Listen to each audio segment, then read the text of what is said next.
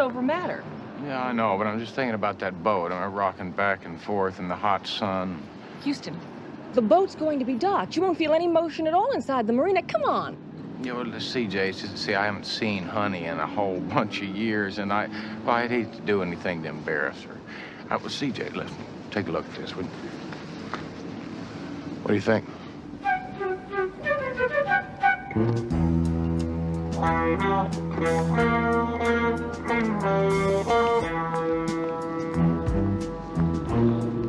I hope you have a wonderful time. Just go on up, get a drink, and make yourself at home. Thank you, dear.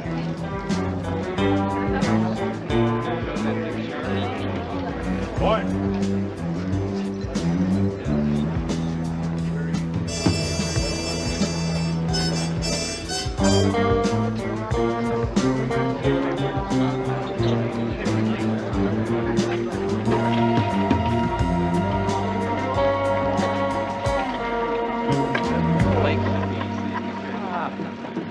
Wholesome wench. Would share a tot of rum with a weary corsair.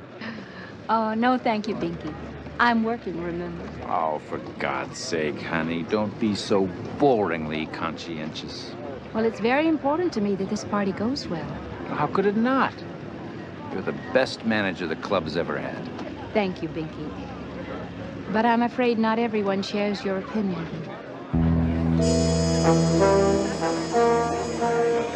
Rawson, Harmon, the four. Huh. If he has his way, someone else will be sitting in my office. Now, honey, there are others of us on the board. Don't you worry about him.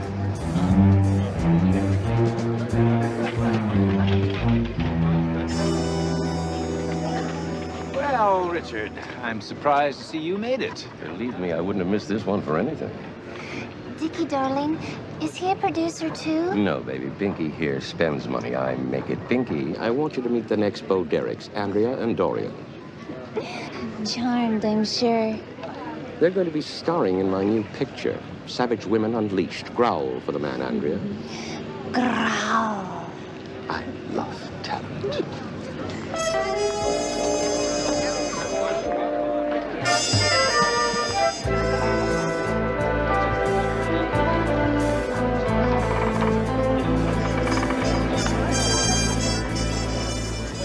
I'll tell you, if I was back home and it was a hot day, I'd tell you what I'd go for, and that's a big, tall glass. Of your mother's own ice-cold buttermilk. Houston! Houston, look at you, all grown up. Oh, honey, if I'd known you're going to turn out like this, I'd spend a lot more time with you. Certainly would have filled an awful lot of lonely 13-year-old nights. This is C.J. Parsons. Lewis, Hi, CJ. time to get this thing started. Right away, Mr. Harden. This is a private party, mister. Members only. This is Matt Houston, the detective I told you I was going to call. The hired help usually goes to the business office. See that you do in the future.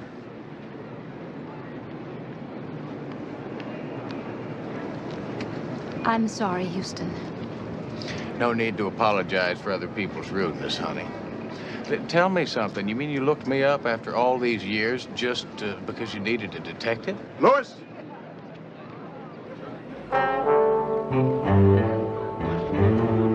I'm sorry. Here's why.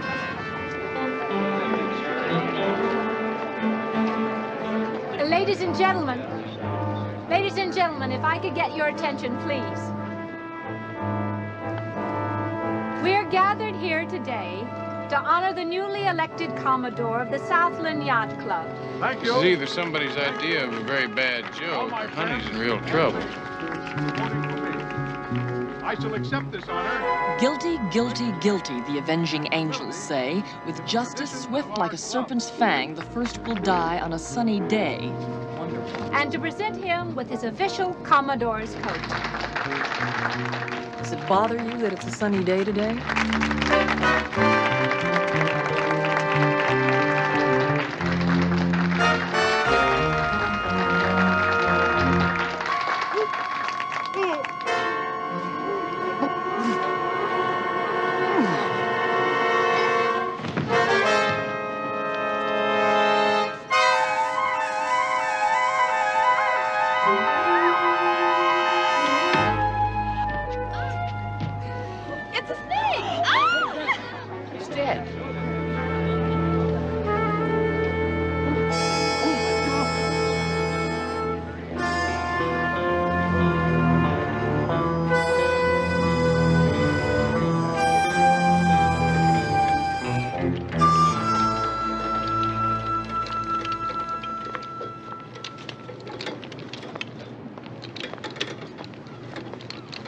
Knock yourself one deadly snake with the gaboon viper. According to experts, still had enough poison to take out a few more people. Vince, where did it come from? Africa, originally. More recently, the zoo. Stolen just before dawn this morning. Whoever it was didn't leave much time to tuck the snake in the Commodore's coat. This time there's a crazy need. I got a feeling that whoever wrote that Looney Tune letter would manage to make time. Houston, are you all right? It's your swaying back and forth, Vince. I'm not swaying. Mr. Houston. Yeah. This is Lewis, the club manager. Should like to see you inside. Hey, you feeling okay? Well, it's nothing that planting my feet on a little terra firma won't take care of. Hey, Houston, ask her to stick around. I'm gonna need to talk to her when I'm finished here. All right.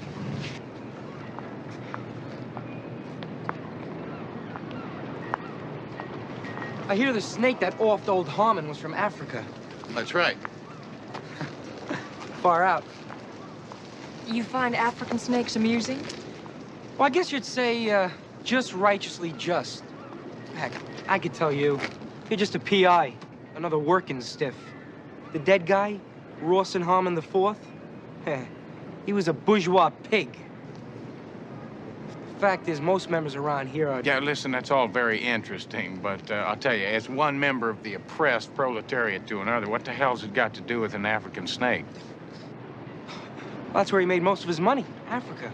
Made a fortune in diamond mines, squeezing out of the sweat and lives of the oppressed workers. That's why I smiled. I mean, it just seems a little ironic after all those years of grinding people into the ground in Africa. Somebody from the ground in Africa killed him.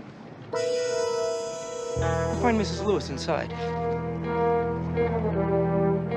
Do you get the impression he's been to one too many radical campus meetings? Mm-hmm. Well, what bothers me is how do you know about the African snake? We didn't even know about that till Novelli told us. No, Novelli didn't know about it till zoo people told him. Yeah, and that kid wasn't close enough to either the zoo people or Novelli to have heard anything about it.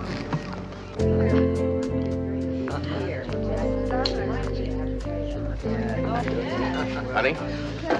Houston, would you like something to drink? Not for me, thank you. Yeah, I'm fine. It's been a busy day, but I would like to sit down.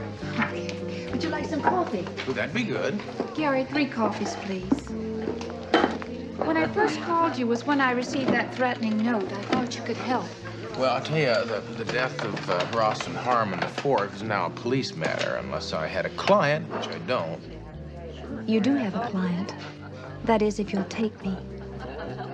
You see, Houston, I'm afraid the police are going to think I killed Harmon. We weren't exactly good friends. Well, not getting along isn't exactly a classic motive for murder. He was going to fire me. It wasn't a secret. The whole club knew. And if that wasn't good enough, you know the Commodore's jacket he was given today? It was kept in my office until this morning. Any idea who might have put that snake in the jacket? No, but you've got to see it's not going to look good for me when the police find out we didn't get along. Honey, have you got any idea of who had access to your office between dawn and the time you got the jacket? Binky Brabworth. He's the treasurer of the club, also publishes the club paper. He'd have a key to my office. Anyone else? I don't know.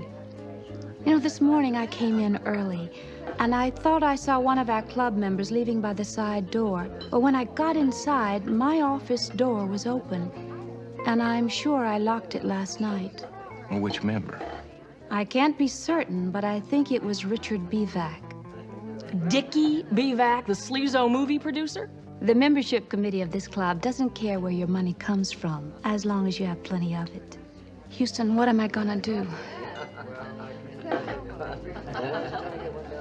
Well, I think you're gonna have to sit tight and answer all the questions that the police ask you, and we'll see what we can come up with, all right? Thank you. I can't tell you what a long time I've waited for that. I'll talk to you soon, huh? Houston figured if we were going to help Honey, we better do some homework on some yacht club members. It ate up most of the rest of the day, and when we were through, we fed the results to Baby.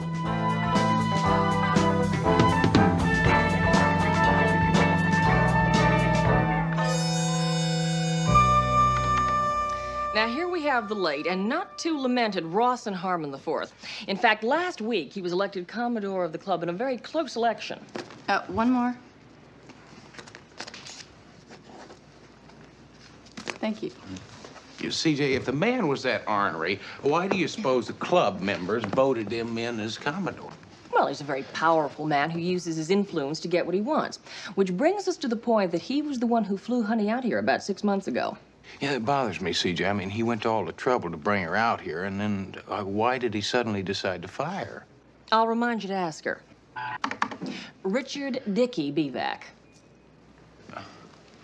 That's the man that Honey said she saw leaving the club this morning. You got it. Very successful producer. Exploitation films, low budget, high profits, and responsible for such winners as Killer Babies, Gnaw, and Cannibals from Planet Zero. Gnaw. Like in Gnaw? No.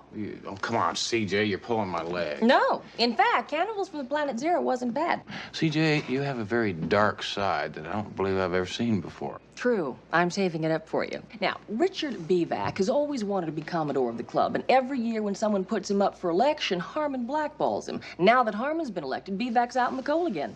You suppose being passed over as Commodore would be a motive for murder? Well, not for most minds, but this is a mind that's come up with such classics as Killer Babies and Gnaw and... A big cannibal from Planet Zero with the zapping and... You got it. Yeah, who's next? Carlton Binky Brabworth. His great-grandfather invented the thumbtack. I always wondered who did that. As you know, he also is responsible for publishing the Yacht Club newsletter. Yeah, that's where you got all these pictures. Your powers of deductive reasoning are brilliant, Houston. DJ, we were talking about Mr. Brabworth. Yes, we were. Now, he's not as rich as he would like you to believe. In fact, he gets his money from a trust fund that comes from municipal bonds, and he spends it faster than he can clip the coupons. He is also everyone's favorite gambler at any game. You mean he loses? Constantly. As a matter of fact, his biggest debt is Rawson Harmon. Yeah, how big? Texas big. I think we better start with Mr. Brabworth. Why him? Well, I'll tell you something, CJ. It's because well, I've never met a man named Binky before.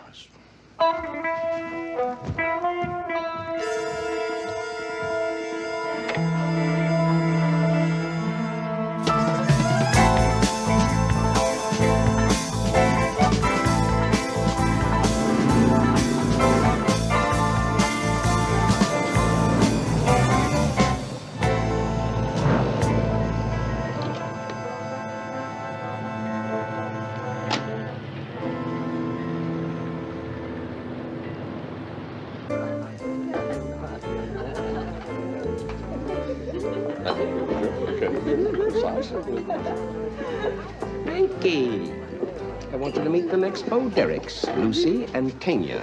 They're going to be starring in my new picture, Savage Women Unleashed. How nice. You take the tiller, you hoist the mainsail.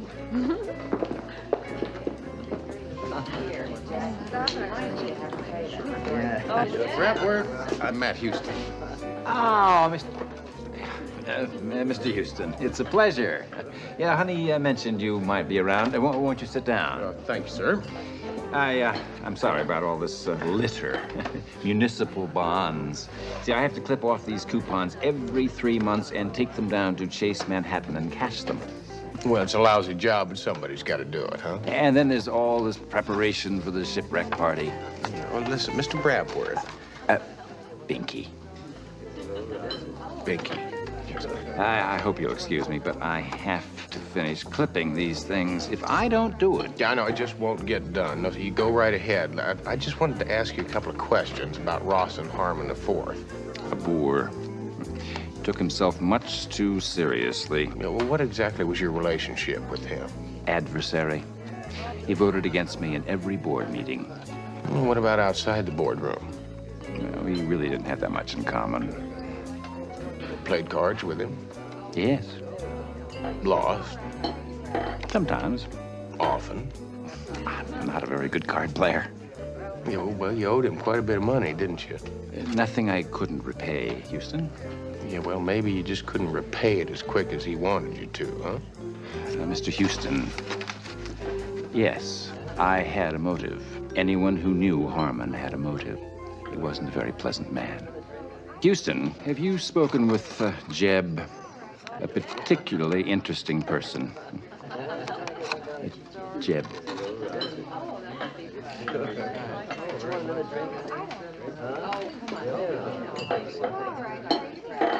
He loves his mother a lot. Very protective of her. Obsessed, almost. I love my mother a lot, too. Your mother isn't Honey Lewis.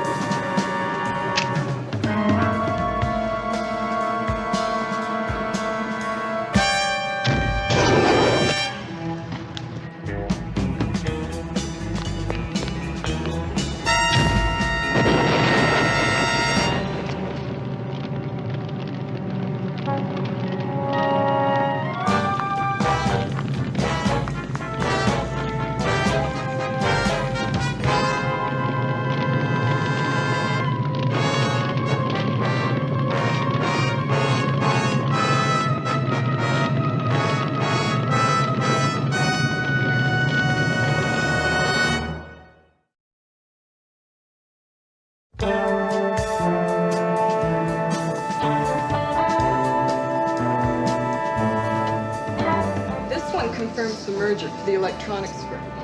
And here are the papers for the new clothing thing. Right?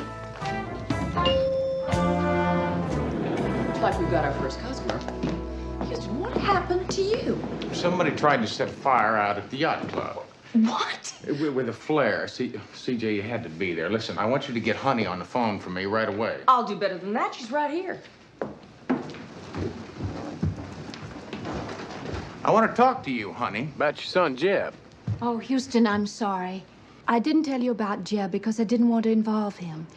He has nothing to do with this. Honey, it seems to me like there's an awful lot that you're not telling me about, like the fact that Rawson Harmon was the one who brought you out here to California in the first place. I didn't think it was important. Honey, rumor has it that I'm the detective around here, so why don't you let me decide what's important and what's not, all right? Is that a deal? Deal. Good. Now let's talk about Jeb. I was married, secretly, when I was in college back in Texas. When Jeb was born, his father disappeared. I never saw him again. And that's when I moved to New York. Now, that brings us to Rawson Harmon, the dead man. Now, honey, what exactly was your relationship with him? Oh, it isn't what you're thinking. Yes, we had an affair, but that was a long time ago. And we've remained good friends ever since. Is that why you got the job at the yacht club? Yes, when the job opened up, he called me. And he asked me if I would come out and help manage the club. And just 6 months later, he decided to fire you. Now, what is going on? Look, Houston, I take my job very seriously. Maybe he didn't count on that. He was used to running things. But the members started to turn to me. He could not stand not being the center of attention. He was jealous. How'd you get along with your son? Can't we leave Jeb out of this? No, we cannot leave Jeb out of this. Now, somebody took a shot at me at the yacht club. But, Houston, you don't think that... Listen, Jeb is a good son. He's a good boy. Honey, is there any way? I mean, did he know Harmon was going to fire you? Oh, yes. But... Look, Houston, maybe I was wrong about this. It was a mistake to get you involved. Damn it, honey, I am involved in this. Now, somebody is trying to kill me, and I am not going to back off this case till I find out who it is.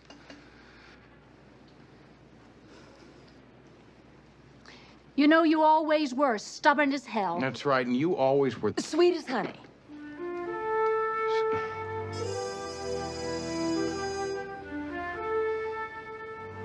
Yeah. Yeah, you were.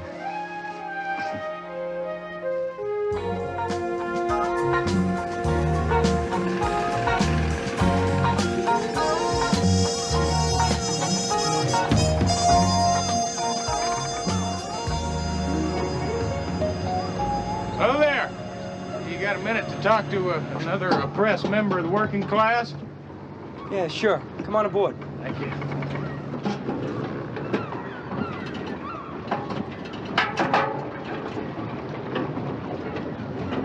What can I do for you? Well, I kind of wanted to talk to you a little bit about Harmon.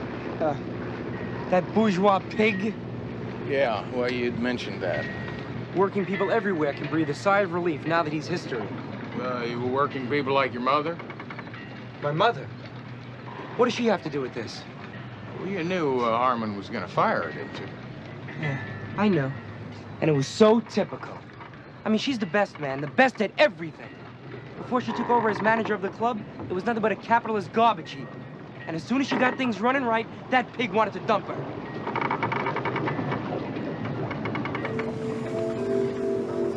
Well, I know how much the job meant to your mother, and I know you care an awful lot about her, don't you? Yeah, of course. Wait a minute. You're not trying to say I off Tom. Forget it. Got any idea who might have? Harmon wasn't what you'd call Mr. Sunshine. A lot of folks hated that creep. Who hated him the most?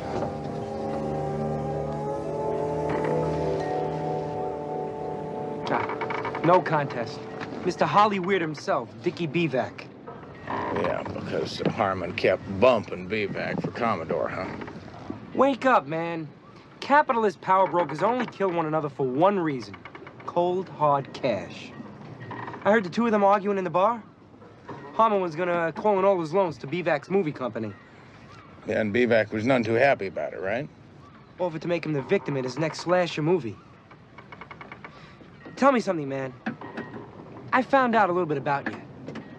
Big Texas millionaire. How many millions of dollars have you wrung from the sweating backs of the working man? Hopefully none. See, I try and treat everybody fairly. How? By hoarding millions of dollars that really belong to the people? No, you see, by treating them all like human beings. I don't prejudge them or pre-label them. You really ought to try it sometime. Hey, Houston, are you hungry? I'm really hungry. Why don't you stay for lunch? I got some sardines here. No, thanks. I'll take a rate check. I got some beans, too. I could heat them up in the galley. No, thanks. I better be running along. Oh, come on, Houston. Why don't you stay for lunch? No, das vidanya, comrade.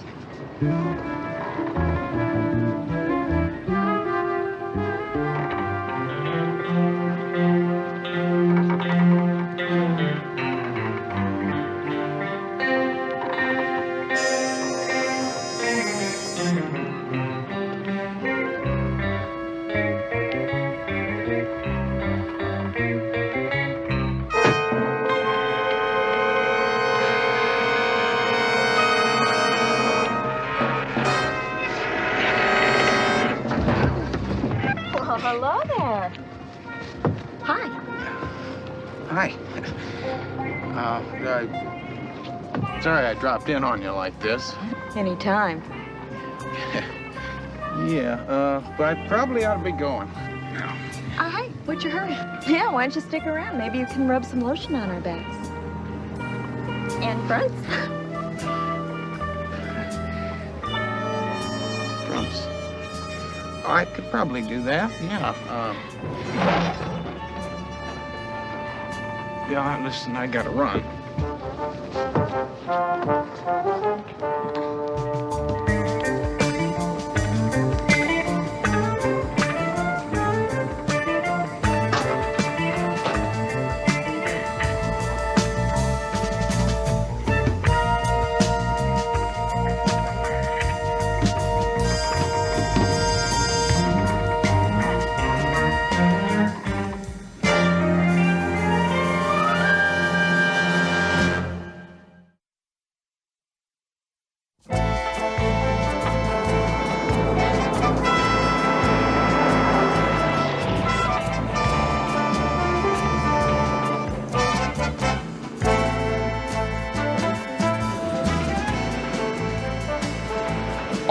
Getting killed tends to make Houston a mite irritable.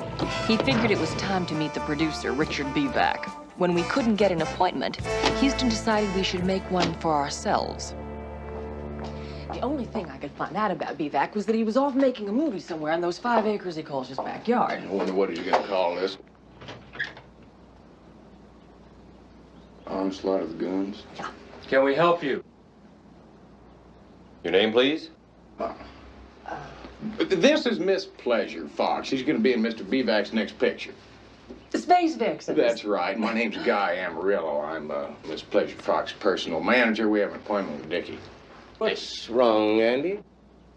Guy says he's Amarillo Slim or someone. Lady says she's Pleasure Fox in your next movie. Pleasure Fox. Yeah, this is a little foolish to go on with it. My name's Matt Houston. This is C.J. Parsons, my associate. Mr. Houston, I've heard about you, but nobody told me about the lady. Let them in, Andy. I like creative gate crashers and beautiful women. Thank you, Mr. Bivac.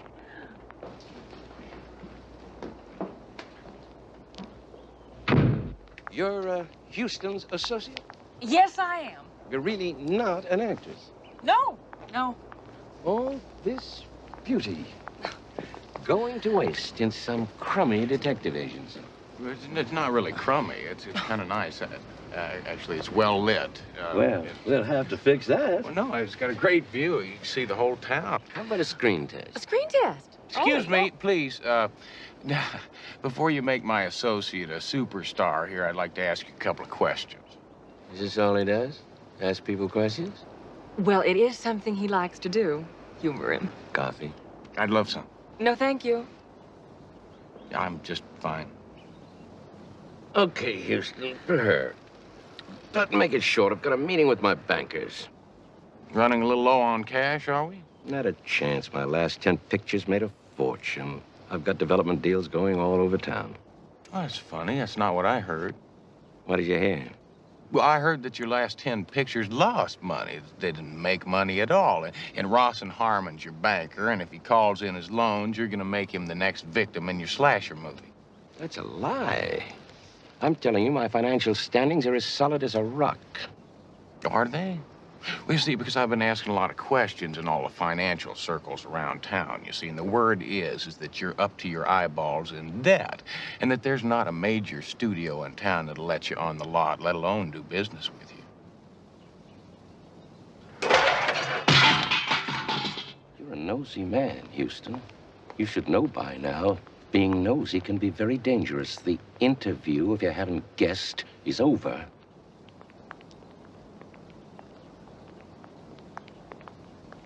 Man's got a temper. Sure does. By the way, when did you have time to ask questions in all the right financial circles? No, I didn't really have time, and I won't until I get a chance to call Murray, but I don't think we need to after seeing Mr. Bivac's reaction here. I know, fellas, it's time to go. Screen test, huh?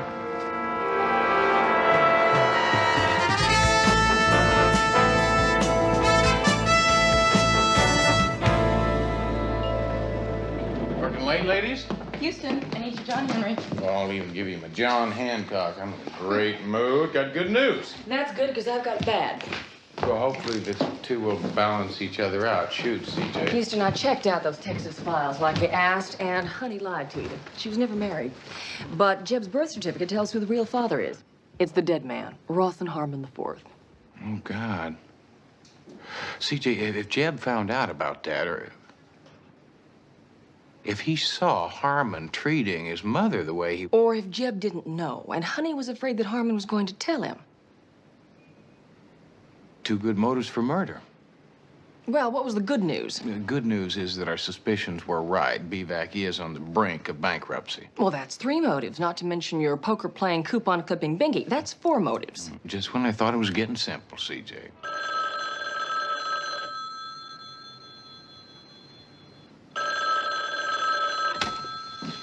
Houston. Honey, just stay there, all right? I'll be there in 20 minutes.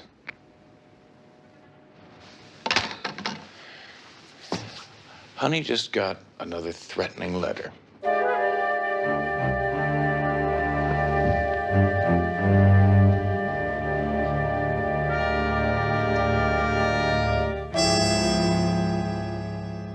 First that the guilty has already died in a most unpleasant way, but Harmon was lucky compared to the victim who will go on shipwreck day. The shipwreck party's tomorrow. Houston, whoever's writing these notes and killing people has to be insane. Well, maybe that's just what he or she wants us to believe. I mean, come on, think about it. These death threats, they sound like they're from one of those cheap mystery thrillers, you know, the kind you used to read. Are you accusing me? It's just a thought, honey. I'm thinking out loud. And I know you're gonna love my next thought. Houston, you don't think that Jeb... What am I supposed to think? He's the only one I know who could kill at random. I mean, the boy's got a chip on his shoulder. He's always going around singing the oppressed bourgeois pigs and all of that. Houston, Jeb had nothing to do with this murder. You've got to believe me. He's my son. I know. Jesse James had a mother, too. Houston, I'm warning you. Leave Jeb out of this. As a matter of fact, you can drop the whole case. You're fired, Houston. And you can leave now. I'm not going anywhere, honey, till I find myself a killer. Then follow me, because I got a court order to search the killer's locker.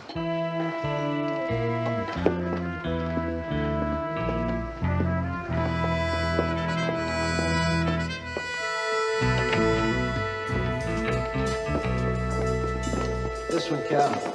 When you open this locker, we'll find our killer. Be a pretty small fella, Vance. Houston, don't be funny. That's Jeb's locker. We found a partial fingerprint on a button inside the Commodore's coat that Harmon put on. You want to bet that's the typewriter that typed the death threat? Well, anyone could have planted it there. It doesn't mean anything.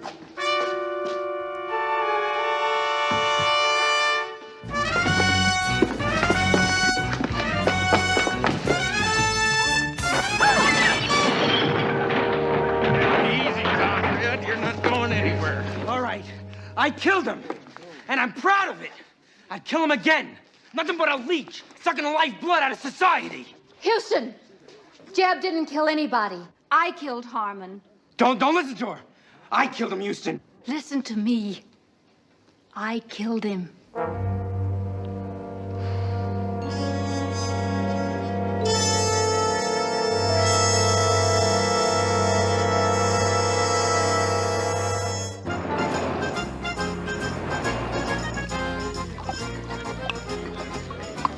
You know, most of the time I have enough trouble finding one killer. Yeah, now you got two, Vance. Well, obviously, they both confessed to protect the other. Come on, the kid is the killer. The stuff we found in his locker, the fingerprints, his radical political views, it all points to him.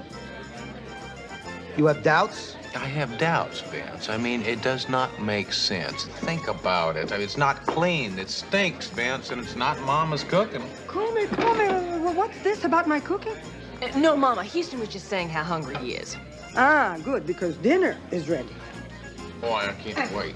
This is for you, CJ. Oh, thank you, Mama. It smells E good. per voi. Oh, that... Ecco qua. Mama, this looks like birdseed. It is birdseed. What do you expect? The two of you come in here, you order a big meal, and then you talk about crime, murder, mayday. Ma fatemi piacere. Mama, it's mayhem, Mama. Mayhem. Murder and mayhem. It sure is. It's gab. You never eat. You just peck at your plates like birds.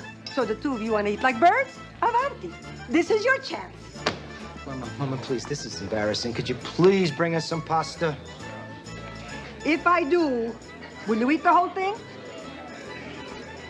You swear on the saints? Absolutely. Okay. Cross my heart. CJ, Sentito, you're a witness, huh? I swear, Mom. Okay, figlio mio. I'll prepare you a dinner. Lasciate fare a me. Well, anyhow, now that Jeb and Honey are in jail, we don't have to worry about the murder threat tomorrow, huh? No, Vance, you're still not listening to me. I mean, it does not make sense. It's still too neat. I mean, I would swear on a stack of Bibles that I swear. Houston, what is it? Oh, wait a minute. Now, Mama said to Vince that she wanted him to swear on the saints, right? Vince, do you remember the first part of the first death threat? Guilty, guilty, guilty, the avenging angel That's sang. it. You don't have to go any further. Now, if I am not mistaken, angel is the key word to this whole thing. Now, you still think it points in Jeb's direction, right? Right. I think we can safely assume that Honey would not frame her son for murder, right? Sure. What's your point? The point, Vince, is that Jeb could not be the killer. I mean, he fancies himself as one of those dyed-in-the-wool communists. Now, I will tell you something about communists. They feel very strongly about things that they believe in and things that they don't. What they don't believe in is God, saints. Angels. In other words, he would have never used that word. In other words, the man we have in jail is not the killer, and if we don't find him... He's gonna kill again tomorrow.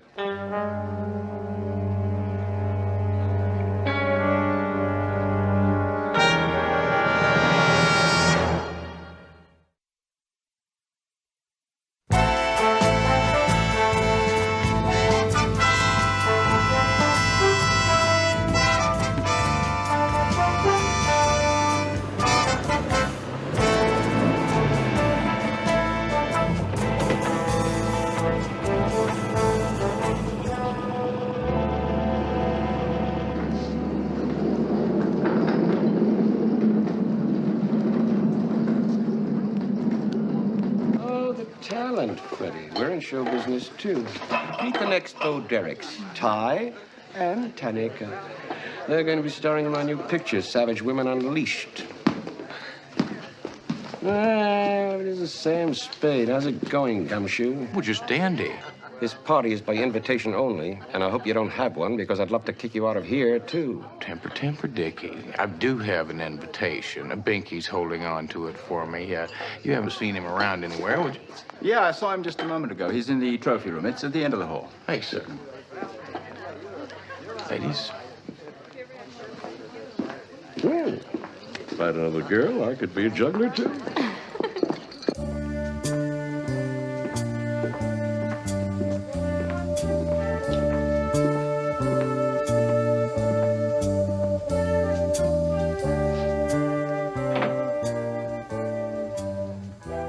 Houston, you know, if you were a club member, we would fine you for showing up at a theme party without a costume.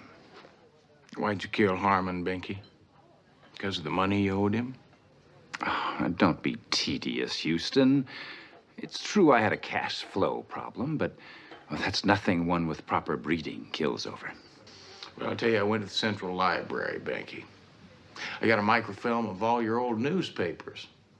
Yeah, all those old newspapers you used to handwrite and send out by the thousands to your mailing list. Yeah, it was something else. You had to go back several years. I spent a couple of hours in front of my computer before I found it. Found what?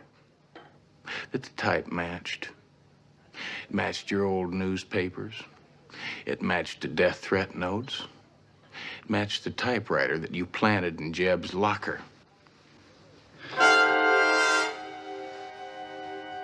He was going to ruin me. First, he cheated me at cards, and then when I couldn't pay, he was going to have his bullies work me over. Don't you put that away.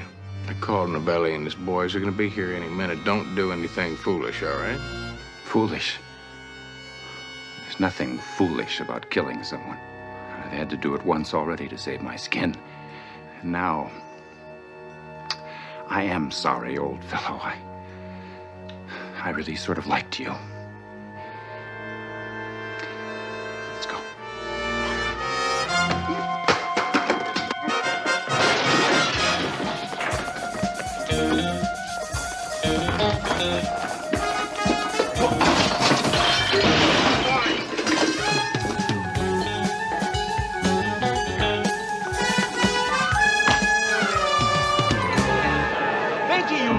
Not now!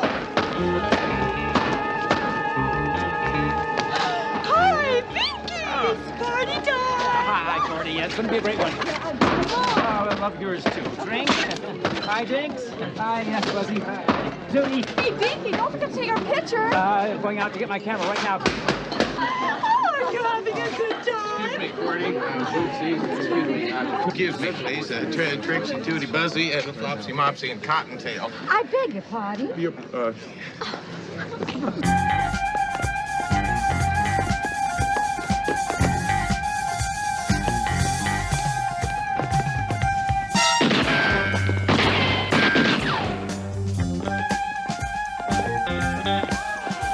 Get back!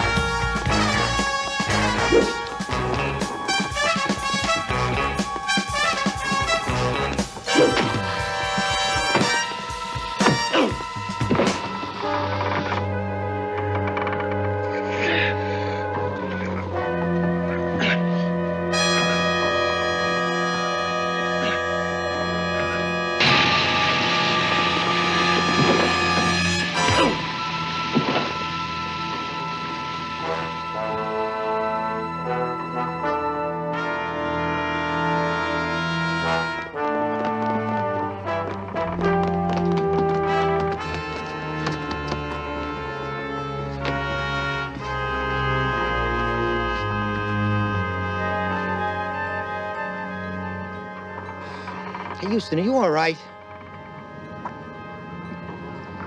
Next time you rescue me, Vance, just don't sway so much, would you?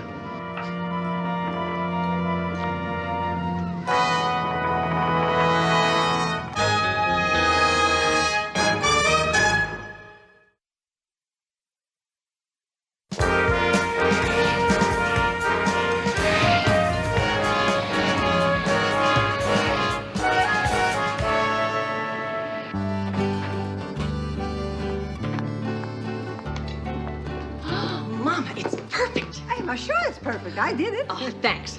Why? For doing it. I know that. But why did I do it? It's a surprise. For who? For Houston, he's in love. He's in love with you?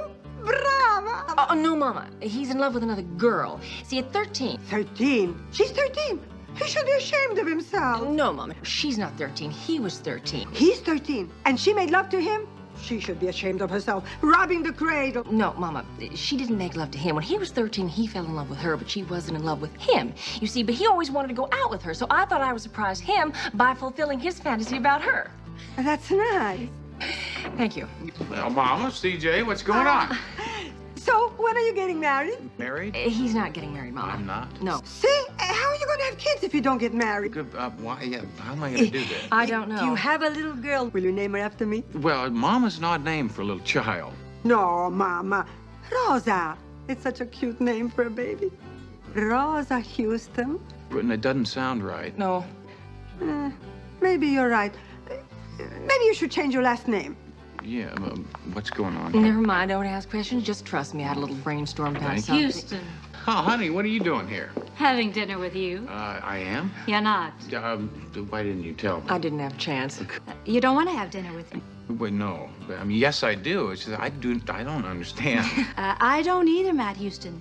You see, CJ told me that you wanted to fulfill a fantasy. You did that? Yeah. No, I wanted to fulfill your fantasy. Oh, you want to fulfill his fantasy. Not I, me. Me through you. Ah, the lucky lady. So, when is the wedding?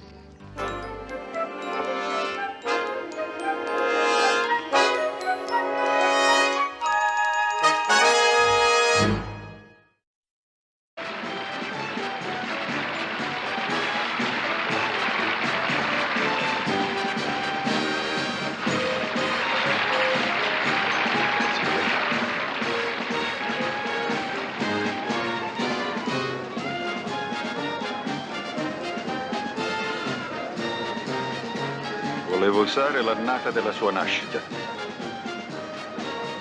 You knew that, didn't you? His name is Matlock Houston. Most of his friends call him Houston, and so do most of his enemies. But at last count, his friends outnumbered the enemies. I'm warning you, Houston. Gutbuster don't want to be rode. There's no way. Fact is, I'd just as soon forget the bet. That's the truth. Me too, just out of sheer human kindness. Yeah, well, Bo, the last kind thing you ever did was run away from home. Now, I know what you fellas are doing. You're trying to get me to bump the bet from $5 to $10. Kick the bet, me? You think I'm trying to do that? Well, of course that's what you're doing, and you too. I'm not that kind of person no more. Don't you know I've been born again? But the trouble with you being born again, Lamar, is you came back as you. Yeah, let's take a look at this horse. So in other words, even though you're not trying to do it, it'd be perfectly all right if we did kick that bet from $5 to $10. You're on. Yeah, uh-huh. You want to know who I am? I'm C.J. Parsons. That's me in the pickup. My place is about 5 miles down the road from Houston's. Actually, I've known Houston most of my life, or so it seems. But more about that later. Houston, I gotta talk to you. Tell me about it later, CJ. I'm about to ride me a horse. You gonna put your body on that? Well, that's my plan. What's the bet?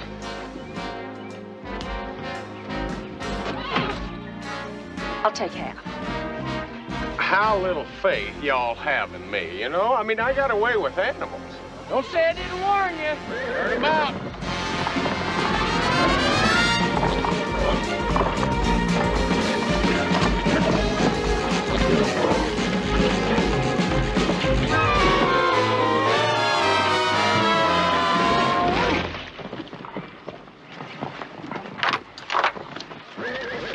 Houston, you all right? That is a mean horse. CJ, next time you got something to tell me, please don't take no for an answer. Hey, if you want to go for 15, the horse is willing. Smile, good buddy. CJ, the first sign of insanity is a laughing loser. Oh, Did that hurt? no, no.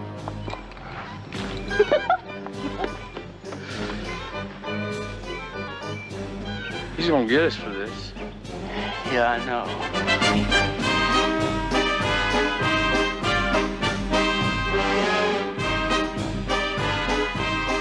Houston was all city, all state, all everything when he was a kid.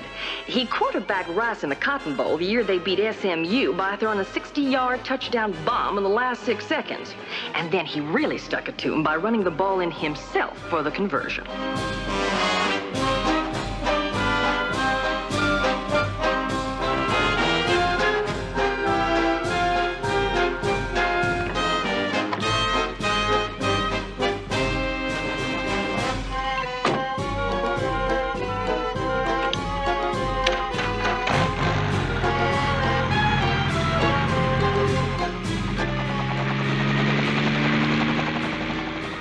Houston's a Texan through and through, and most of his friends and business associates are Texans, including me.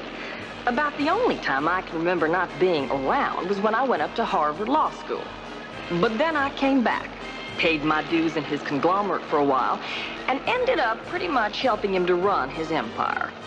And it's an empire that might never have existed, except for the fact that he had a little problem with his daddy. Something about wanting to make it on his own. So, he packed up and left the Lone Star State and came to the state of the stars.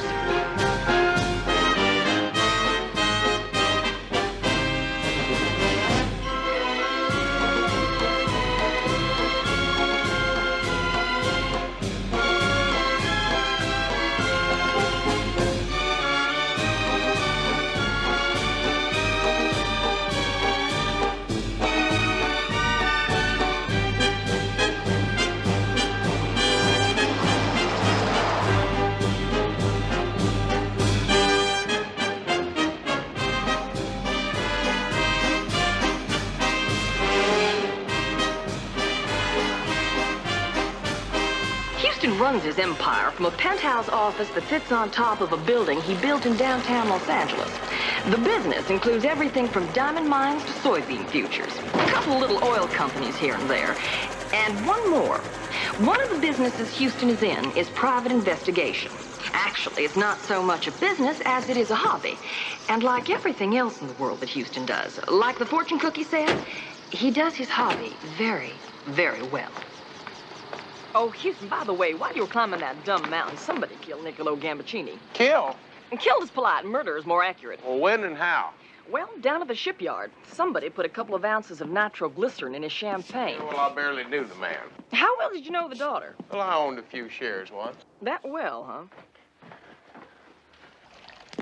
Look, CJ, we shared a couple kisses, but it was certainly nothing to tell your mama about. Well, now, Houston, if you and I shared a couple of kisses, I can guarantee you I'd never tell my mama about it. I tell a few of my best friends, but never my mama. Look, CJ, I want you to drop everything and get me one of those mechanical bucking Broncos, and I want it here in a couple hours. Well, I'm out $10 and I want it back. Houston, you want to spend a couple of $1,000 on a mechanical horse to make back $10? That's the principle of the thing, CJ. Have them put it right here. Okay, Houston, but meanwhile, before I do that, you've got another problem. The front office called this morning, and Ms. Gambaccini is upstairs with her fuse lit. Now, she's been there for hours, and she's not going to leave until she talks to you. Better cock your pistols. Don't you worry about a thing, darling, because I'm going to be my own sweet Texas self, and I'm going to charm the socks off her. If that doesn't work, I'll think something else. I mean, think about it, CJ. The poor girl's probably in a state of shock. I mean, she's probably been crying all night. Coffee. I'm leaving, that's it. Would you like some coffee? No, nothing. No, nothing. I'm leaving. Houston. Amore, come sta? Look, I'm real sorry about your dad. If there's anything I can do, you be sure and let me know.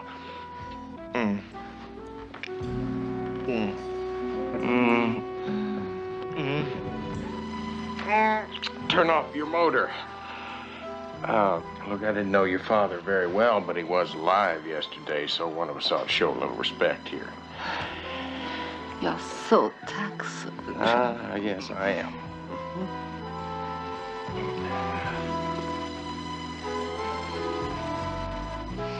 It's charming. Yes, he is. Remember, Antibes, the Hotel du Cap? Of course, you were much more affectionate then. Yeah, well, that was then, Serena. Do you live or work here? Sometimes both. Very nice. Very nice. But, you know, I'm not sure whether there's a man with a lot of little boy in him here or the other way around. Okay, sweet thing. I've got all day, so if you want to shoot the breeze, that's fine with me. Because I'm not the one that's in trouble here. Who said I was in trouble? I did.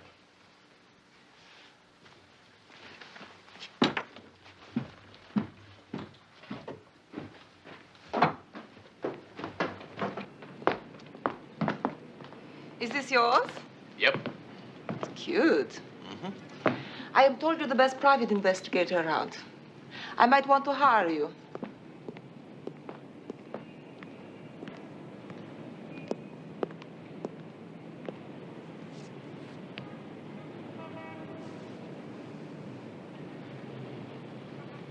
Grazie. There's a chance the police will arrest me for the murder of my father. And just for the record, I didn't do it. Say it again. I did not kill him. Yeah, it sounded better the second time round. I think it was the way you hit the word not. Got that kind of hurt, self-righteous look in your eye. You must believe me. Serena, my ears are trained not to believe much you say. Okay, all right. So I've lied to you before. And probably I will lie to you again. But not this time. I did not kill him. This one time you must believe me. Yeah, we'll see. Let's go inside. Amore. Amore, you don't believe me, do you? My father made people crawl. He would dangle diamonds in front of women's faces so that they would do whatever he wanted them to. Things that would haunt them for the rest of their lives.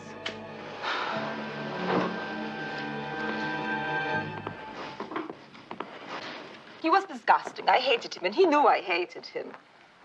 Well, you didn't hate your inheritance. I don't have one. My trust fund, that's all. Do you know what he did? He put a clause in his will that if he should die in anywhere other than natural causes, I mean, in an accident or in any questionable way, his estate automatically goes into long-term probate. I would have to wait 10 years before I see a penny. Now tell me, why would I kill him, eh? Why? You know I'll check this out, don't you? Houston, I would have to wait years before I inherit anything, darling. I'm not a fool. All I'd have to do is wait until he died naturally. Naturally. The man was crazy. Pazzo. He made everybody around him crazy. Lady Earth is the insane asylum of the universe. Maybe that's why UFOs don't want to land here. Look, have you got a bodyguard? Not with me, in Rome. Besides, they're boring. You know anyone who'd want to see you dead? What are you saying? Well, I'm just asking questions. See, that's how I know I'm a detective. Will you help me? Serena, I will help you in every way I can. But you better be telling me the truth or I'm going to dance all over you. I'll give you anything. Anything? Yes, anything. Well, I already have all the money I want, and besides, you can only wear one pair of boots at a time, so we'll think of something else. Come on. CJ, we're taking Ms. Gambaccini on as a client. Are we? What a nice surprise. Not now, Mary. Thank you, darling. You know, things can be like old time if you want. Yeah, well, I'm going to try and find out who killed your father. I'm not sure that's going to help much, but that's what we're going to do. Now, where are you staying? Century Plaza. Well, I'll tell you what. On your way back over there, why don't you stop by Children's Hospital? Because you just might want to build a wing over there right next to mine when this is all over. I knew we'd think something. Yes, of course. Ciao, darling. Mm-hmm. Mm-hmm.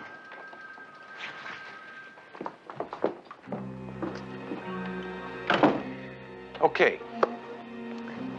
First 5 minutes on the case, Serena Gambaccini in my office.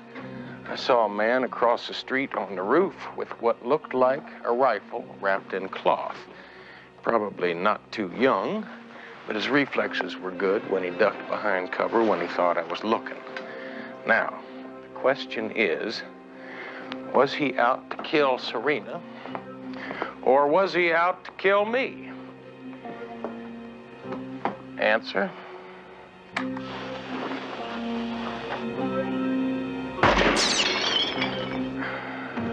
Me.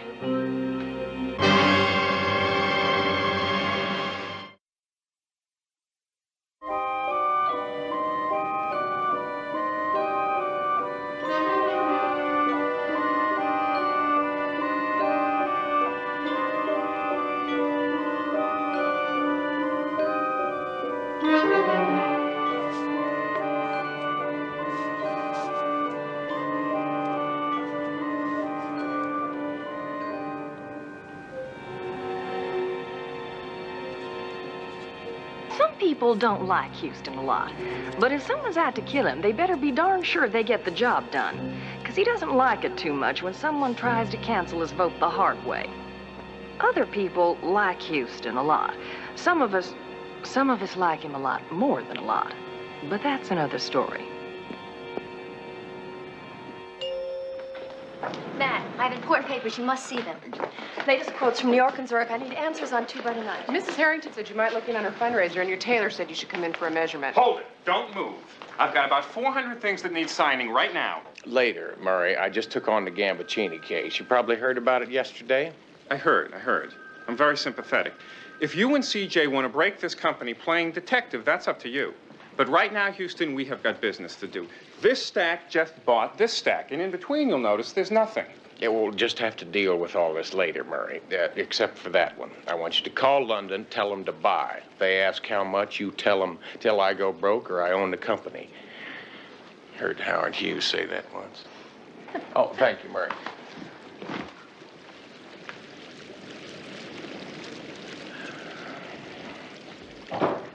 You ready for some baby talk? You betcha.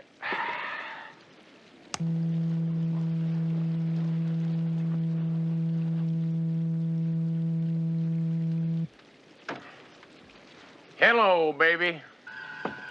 She loves me. How do you spell Gambaccini? Gambaccini. 2 C's, 1 N. CJ, won't you do this for me, all right?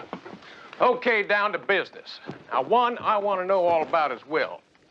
2, I want to know who all was at the ship's christening, who all was supposed to be there and didn't show up, and where they've been since then. 3, I want to know where the nitro came from and who supplied the champagne that blew up. Somebody slipped him a bad year. Just joking, baby. 4. 4, I want to know all about Mr. Gambaccini's financial deals, who wins, who loses, all that kind of stuff. And I want to know exactly how much that man was worth. Gambaccini, worth. 5, call my tailor. He ruined my suit. Keep on working, see what you come up with. I'll be down at the boat. Sure wish I could go with you. I wish you could, too. Baby makes 3. Well, look, I'll tell you what. Now, come on, I'll talk to you later. Bye now, girls.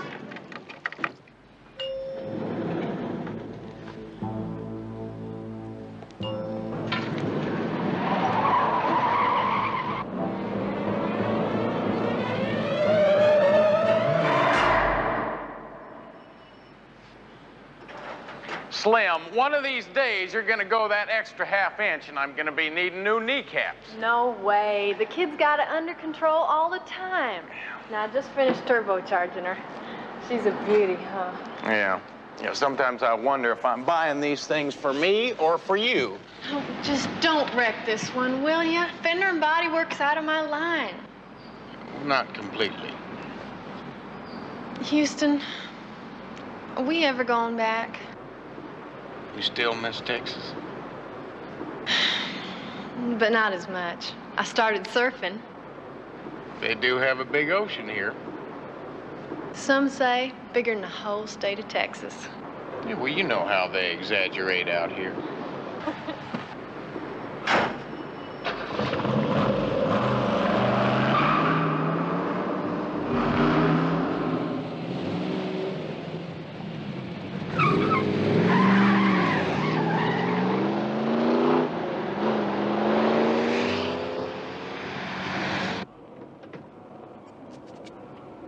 When Houston first got to L.A., he met Vince Novelli, Lieutenant Vince Novelli, LAPD. They had a few go-arounds in the beginning, but before long, he became one of Houston's best friends. Millionaire killed in champagne explosion. Film at 11. What do you say, Ace? No one's left to Gambaccini after that? Shoelaces? 1 shoelace. Whom are you representing? Whom? Well, whom I'm representing is Serena Gambaccini. That's whom. It's too bad. Hey, there's an echo in here. What? I said there's an echo in here. I can't hear you, Vince. There's an echo in here. You really felt you had to say that, huh? I'm weak, Vince. Come on, I'll make it up.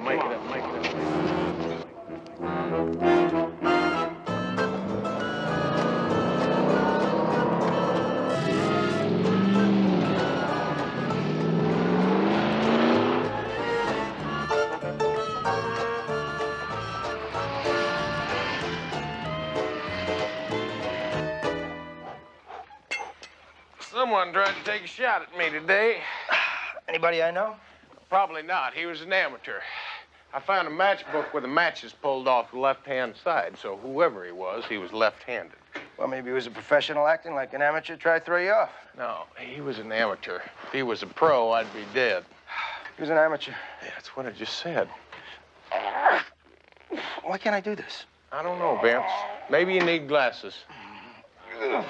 You know, when you're shot at, you're supposed to let the law know, and that's like a given. Yeah, you're absolutely right, Vince, so now you're informed.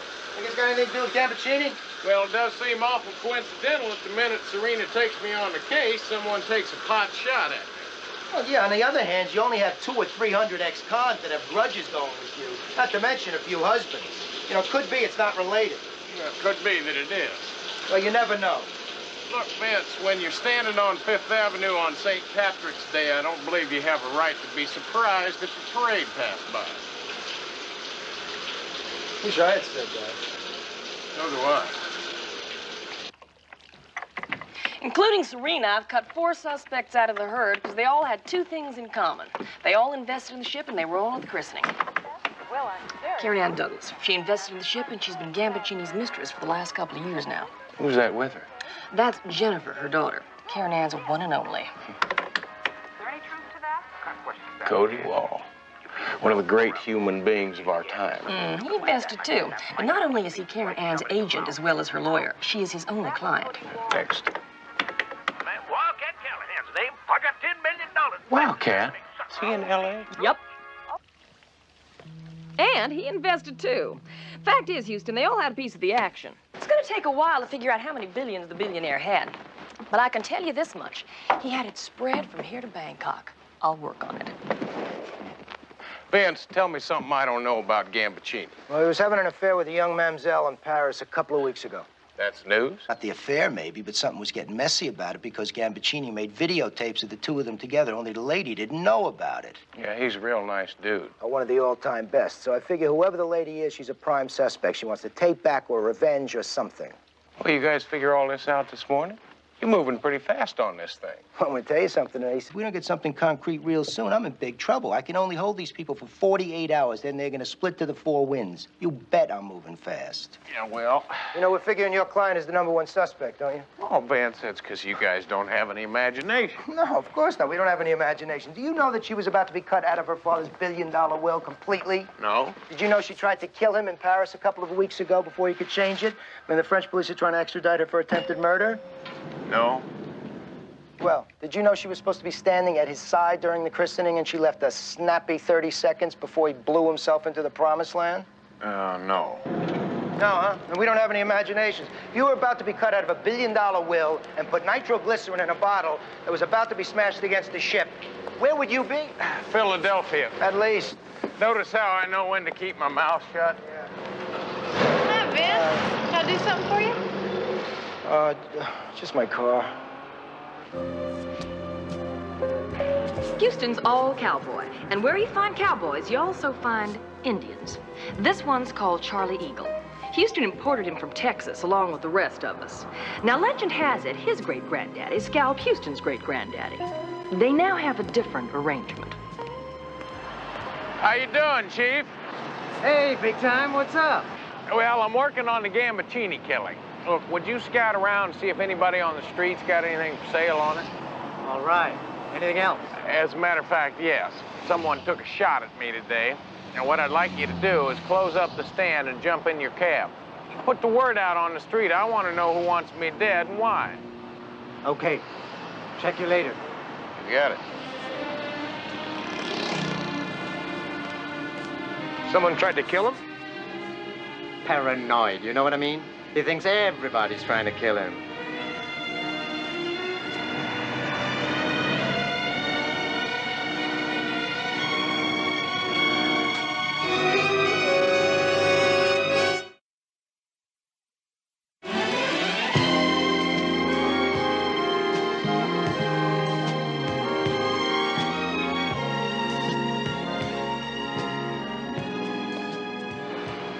Nice car, Mr. Houston.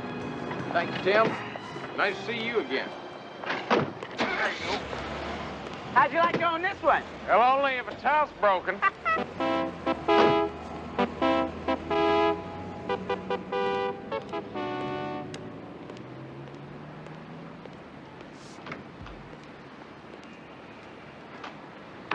Daddy, Yeah. Daddy, look who this. It's Houston. Hey, Houston.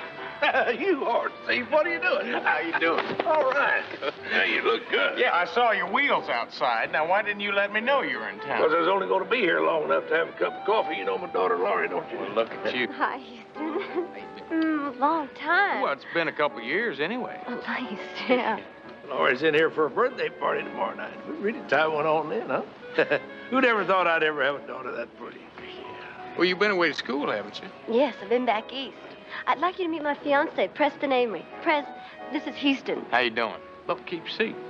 Kids are going to announce their engagement tomorrow night back home at her birthday party there. But We had to move it out here. Some policeman thinks I'm a suspect. Got to stay in town for a couple of days. So I come down here to look around, see if I can find a room big enough to have a party in, but they ain't got one. Honey, I'm just going to call that friend of mine. He got a boat big enough. We can have 2 parties on if we want. Hope you don't get seasick. Oh, no, sir, I don't. Hey, look, I want to wish you both the best of luck. Thank you very much, Houston. You know, Preston there, he went to Yale. Say something in Yale, boy. He's kind of shy. Yeah, well, it's all right, as long as he got the degree. Buy you a little shooter? Well, I'll tell you, I'll have to take a rain check. But I do need to talk to you later about your friend Gambaccini. I think you're about the only one who will give me some straight talk about the man. I'll give your secretary a call. Tell her where I'm staying when I get located. Good enough. Why don't you leave some tequila for the rest of us? Huh? No, I ain't gonna do it. Good day. Bye-bye. Boy, he's a fine fellow, that one. I know, God, it's been such a long time.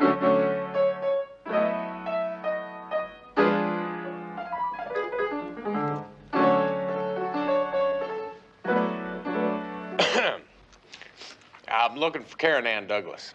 Who are you? Her hairdresser. Dressing room 1 with the star on it. Thanks a lot.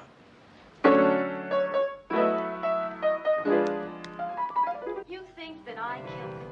That I put nitroglycerin in that bottle? I don't even know how to spell nitroglycerin. Knowing you could have paid someone to do it. Ugly little pygmy. I don't like being called names.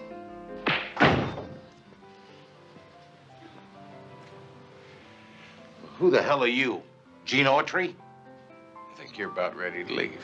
So does she. We're not through yet. Superstar. Yes, you are. If you don't mind, I'll let myself out.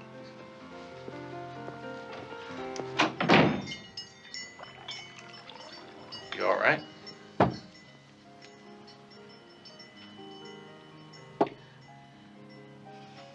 Well, you're not the hotel manager. Not in $400 boots. Oh, I'm sorry. My name's Matt Houston. I'm a friend of Serena. The private investigator. She told me about you. What was going on with him? Oh, nothing. Just the normal client-agent relationship. Well, look, I gotta ask you a pretty tough question. Now, if it's none of my business, I'd appreciate you telling me that rather than lie, all right? Yes, I was Gambaccini's mistress. He owned me. He wanted to own everything. Like this champagne. Have you ever heard of the Chateau de Ville champagne? Oh, yes, I have. It's a small, exclusive vintner believed to be one of the 2 best, but I didn't know it was available anymore. Why? Gambaccini wanted to own all the Chateau champagne. Now, how do you think he went about doing that? Probably by forcing the vintner out of business and then buying the estate at a bargain price, given the pieces of information I've been getting. That's exactly what he did. And now every year, all the champagne has his name on it.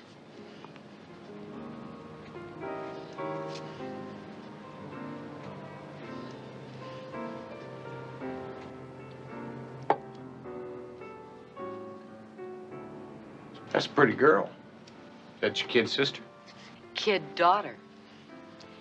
You know, Gambaccini kept a record of every bottle corked. Well, you knew his wines. So do you. He also kept a record of every bottle he ever gave to anyone. It's sort of ironic. He was gonna christen his ship with his champagne, and instead it christened him. Ready, Miss Douglas? Now, why do I get the impression that things weren't perfect in paradise between you 2?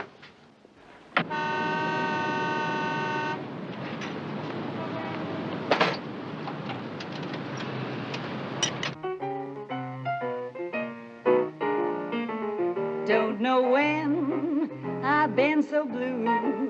Don't know what's come over you. You found someone new. And don't it make my brown eyes blue? Hold it, Miss Douglas. Guys, you're supposed to go to Blue on bar 12.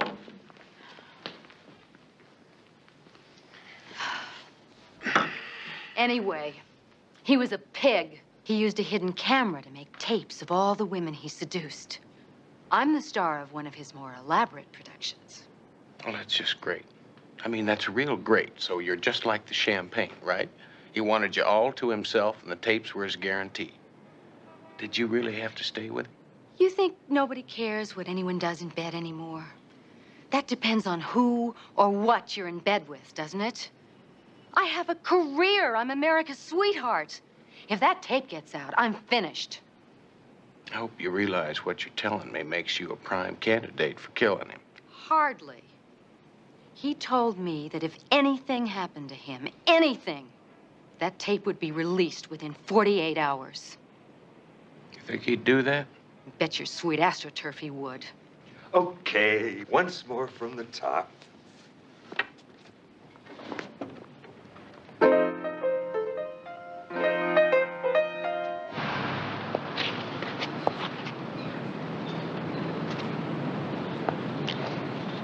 I didn't mean to treat you bad. Didn't know just what I had. But honey, now I do. And don't it make my brown eyes, don't it make my brown eyes, don't it make my brown eyes blue? Okay. Take 10, everybody. That's a nice song.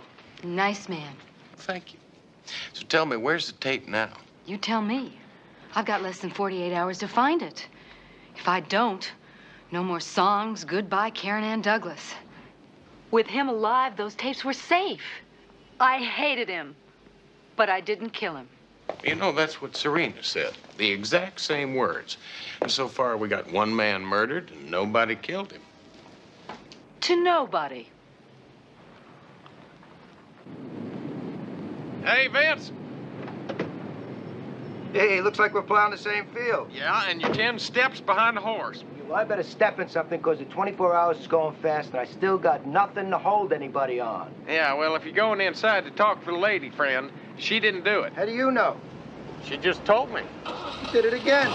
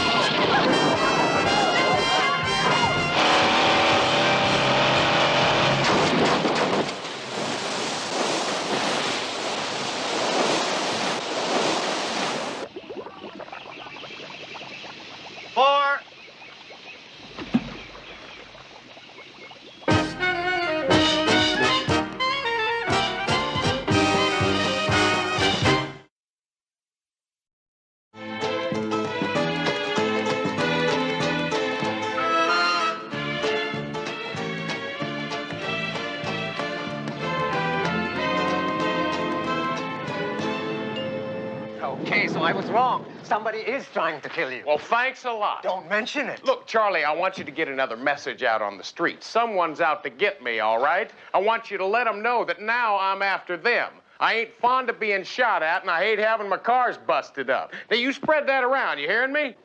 I am Indian. I am not deaf. Yeah. Well, besides that, he ruined my boots. Enjoy your swim? Going to change. Your clothes or your attitude? Did baby get a fix on Gambaccini's bank account?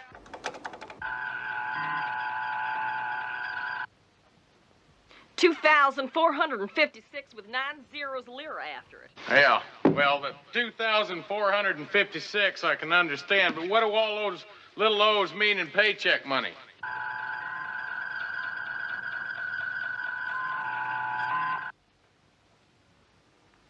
$2 billion, Houston. And it all goes to Serena. You get the feeling you've been had there, pal? Does seem possible. Possible? Houston, of course she did it. She's going to inherit $2 billion. Well, in 10 years, maybe after probate, he had a clause in his will holding up all the money if he was murdered. He did? Then she didn't do it. Yeah, maybe. What's the latest police report? Well, somebody ripped off Gambaccini's hotel room this morning. What do you think they were looking for? Well, I know if I were Karen Douglas, I know what I'd be looking for. And that's a videotape. What about the nitro? Not a thing. Well, that's just great. That's real fine. Come on, let's go. Where are we going? To Gambaccini's funeral. I'm not dressed. You won't mind. Oh, yeah, right. Well, I'll tell you what, girls. I'll catch you later, all right? Thank you.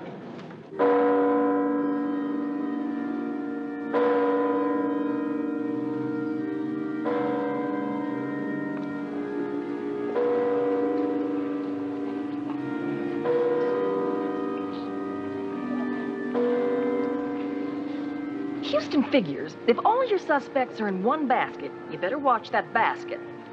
Now, Serena inherits $2 billion only if he dies a natural death. So she wouldn't want to kill him.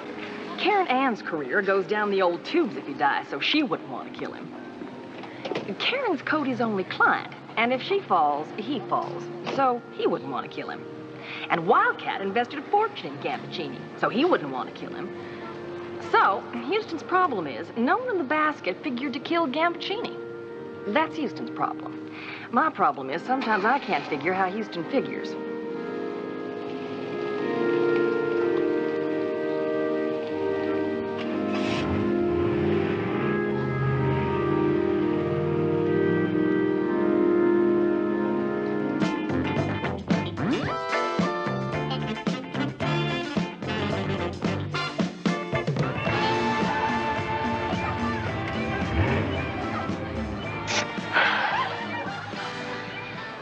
Sounds like a party. Or a celebration. For a murder? Of course, if you really want to give it a little pep, put a little of that Mexican blue juice in there. That'll make that sucker sit up and talk. To your very bad health. Not my bad health.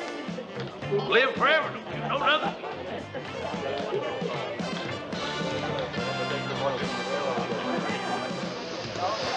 Best looking group of ladies you ever brought back, Taffy. It should be. I think most of them in first class. That's the way it's gonna be from now on. First class. Hey, Jack, why don't you move around and see that everybody's got something they want? Come on, let's go for a swim.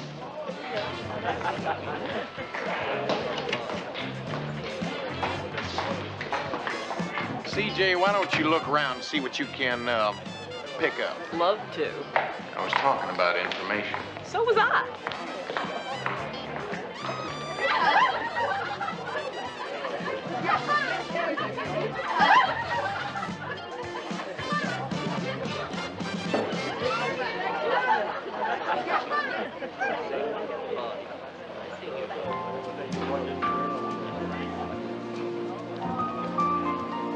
Get out. Go turn into a pumpkin.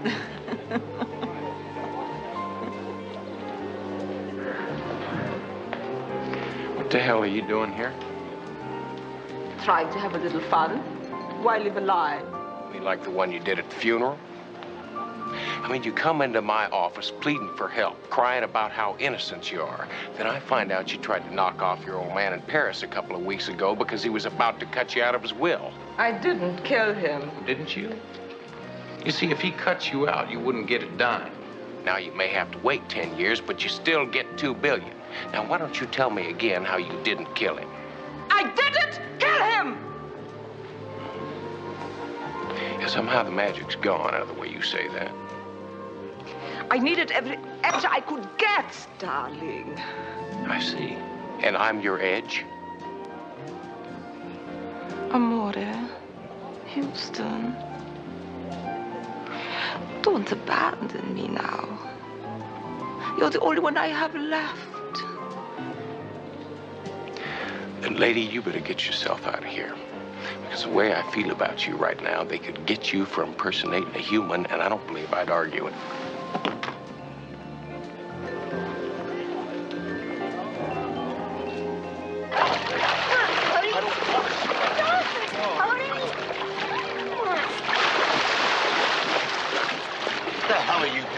Getting your attention. I don't remember sending you an invitation.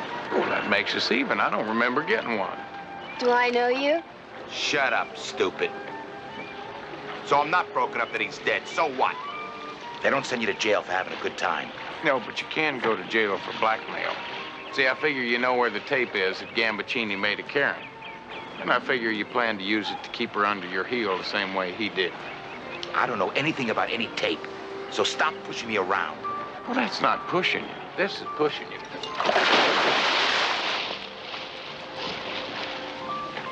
See the difference?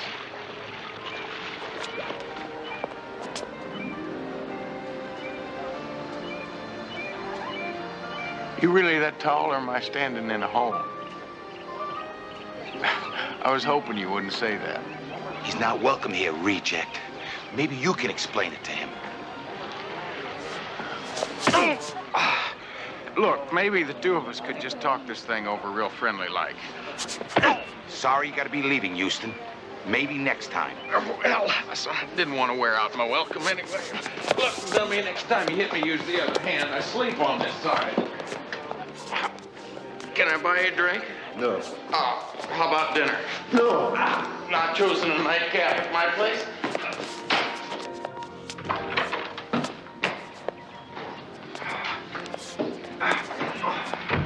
Come on, Hunter boy. Are you sure you can't talk about this thing? No, I don't like your face. Well, me neither. It's a terrible face. I think your nose should be moved. Oh, well, I wouldn't go quite that far. I would.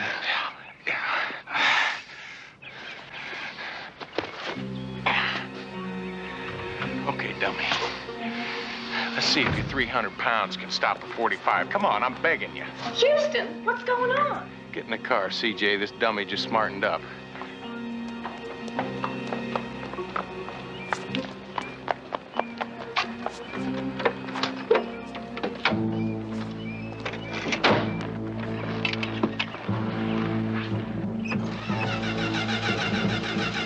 Bang! Houston, this car does not start. Don't do this to me. I'm not doing anything to you. Start the car. I can't, it's flooded. Well, then floor it. It is floored. CJ, do you want to die? Not particularly, Houston. Then turn on the key.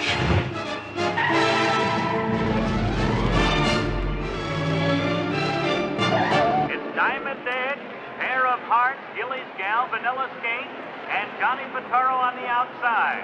Pair of Hearts and Vanilla Skate, Johnny Vitaro on the outside. As they come around the clubhouse turn, here they come with Vanilla Skate and Johnny Vitaro. Diamond Edge also challenging on the far outside.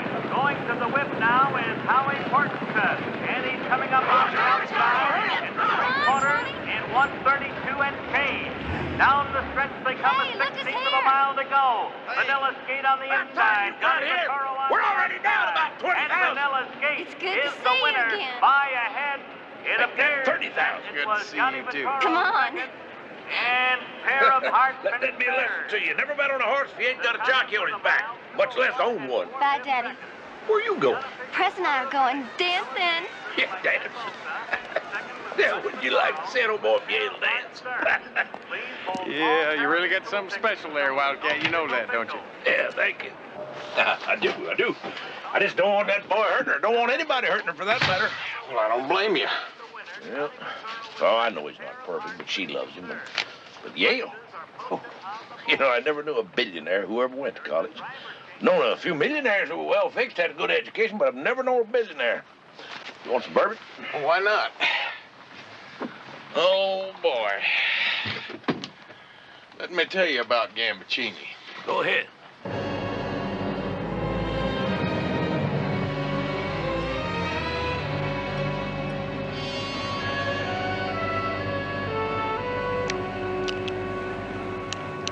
So you have to find out who switched the private bottle of champagne for the one with the nitro in it, huh? That and who had something to gain by having him dead. That lets me out. Boy, when he blew himself to buffalo chips, he blew me right out of $10 million I had invested in that boat of his. Well, what about the insurance?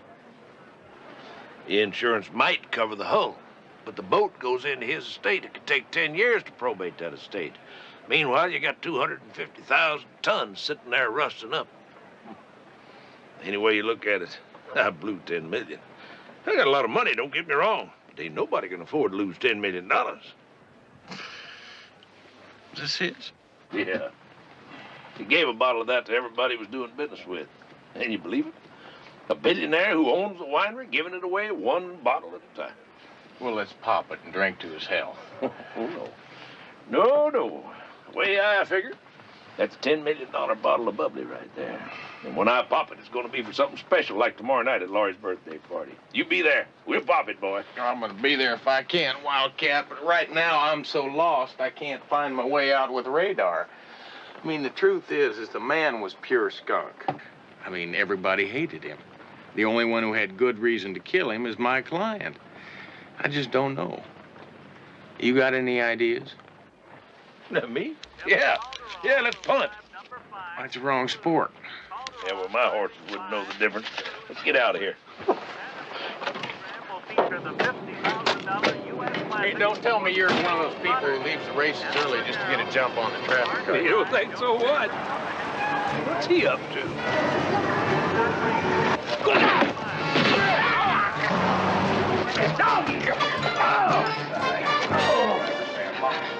Are you all right? Yeah. Oh, that hurt. Did you get a look at him?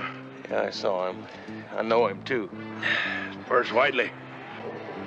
He works for you, Wildcat. Yes, he does.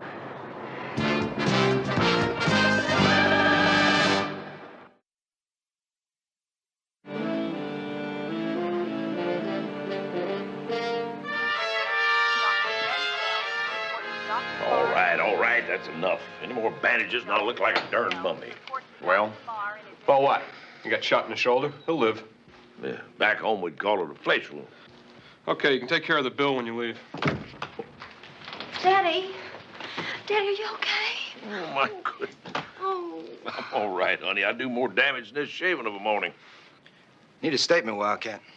Well, I got shot. I was looking for something a little more definite than that. Do you know any reason why Perce Whiteley would try and kill Houston? Perce did this? I'm afraid he did, honey. Why? I have no idea. He's never said a bad word against Houston in his life. I'll swear to it. I mean, ever. I didn't even know he was in town. I can't believe that Perce Whiteley would do something like this. I mean, I've known him my entire life. He's a sweetheart. What's Whiteley do for you? He's kind of a troubleshooter. Looks after the wells, supplies, equipment. A little of this and that. Is he in debt? Does he need money? No. In fact, the answer to everything is no. Daddy, listen. I think that we better cancel my birthday party tomorrow. Oh, no, honey. That's got nothing to do with this. In fact, we all need a little relaxation, let down a little bit. And you're invited. No need for you to bring any presents or anything like that. Just maybe an automobile and a fur or two. Yeah. Hang back. Why? We need to talk. I'll see you tomorrow night. You rest up, you hear? Yeah, I got the perfect cure. You know what I mean? What do you say we eat and talk? Come on. How about Mexican? How about Chinese? Italian is usually the compromise when Vince and Houston argue about food. And according to Houston, the best Italian food in town is served at Mama Novelli's. She's exactly who she sounds like she is. Lieutenant Vince Novelli's mama. And she makes the biggest, the bestest trompe on your tongue, tear out your tummy pizza in L.A. I hate to say this, Ace, but did it ever occur to you that maybe Wildcat put this guy Whiteley up to trying to kill you? You're crazy. Wildcat's been more of a father to me than my old man. Besides, why hire a killer that works for you? What's the matter with the cannelloni? Oh, cannolis are just fine. Che cannoli? Cannoli's a cake. Why didn't you eat it? We just haven't gotten there yet. Hey, come on, get there, figliolo. Mama, we're talking.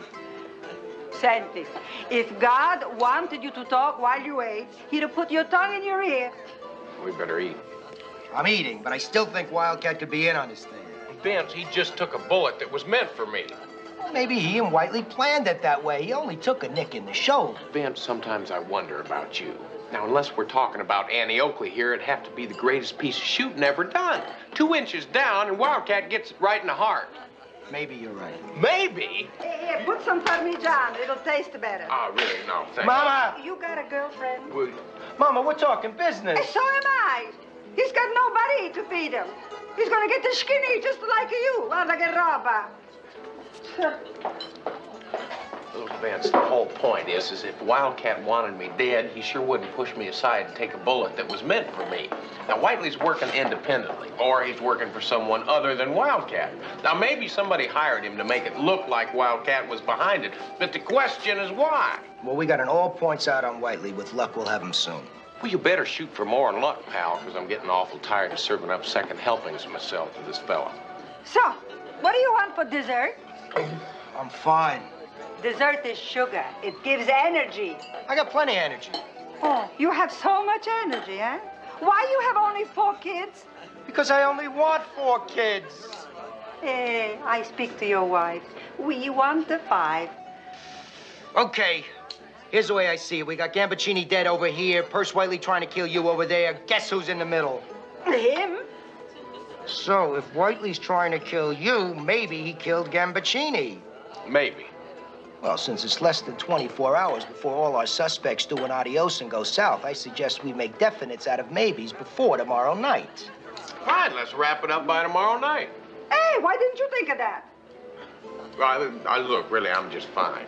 Sure, another one that's fine. The two of you together, you couldn't beat up a waiter. Siete due grissini.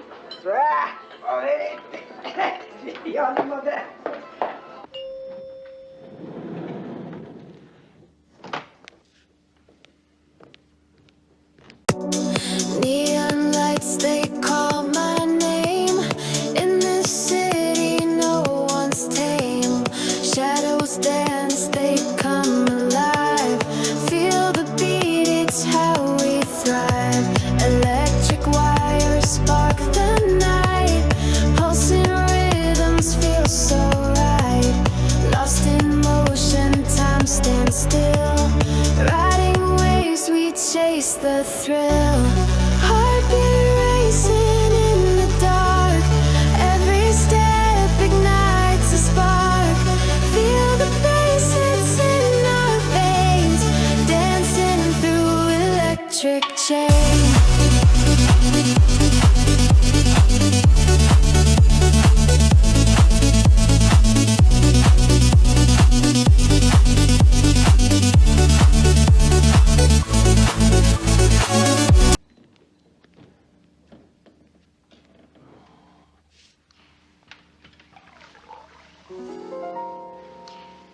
I'm only half asleep. Well, I'm only half awake. How'd you get in here? I told one of your secretaries you were expecting me. She didn't seem to mind. Yeah, well, I teach square dancing 3 nights a week. So why don't you tell me why you're here? I got shot at a couple hours ago, and my sense of humor is a little on the ornery side. I'm here because I feel really disgusted with myself for what happened at Codewolf's. And I would just like to make things right.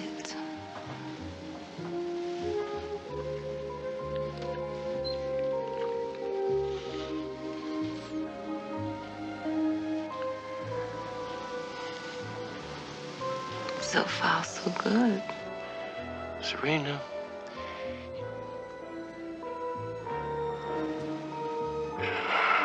Never mind.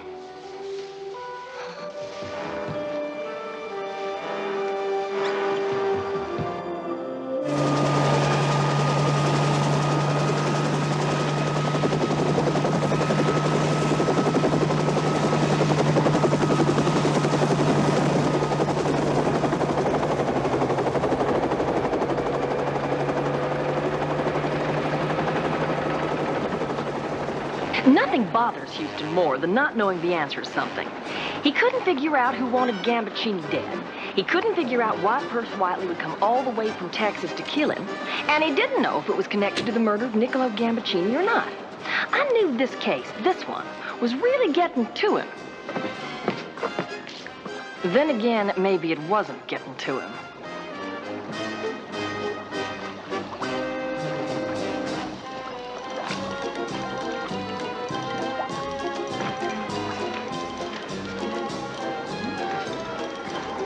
Ciao.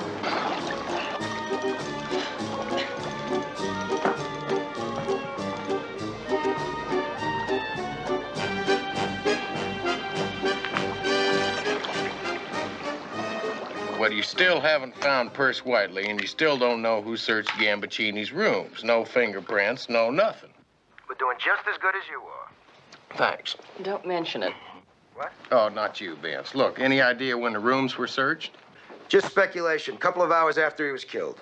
Yeah, well, whoever he wasn't wasting any time. Fine. Who? Boss, I did it! Jackpot! Jackpot! Can I call you back? What'd you get? Well, Mr. Perce Whiteley hasn't been seen in Houston for 2 days, and part of what he does for the oil company is handle explosives, and he had access to nitroglycerin.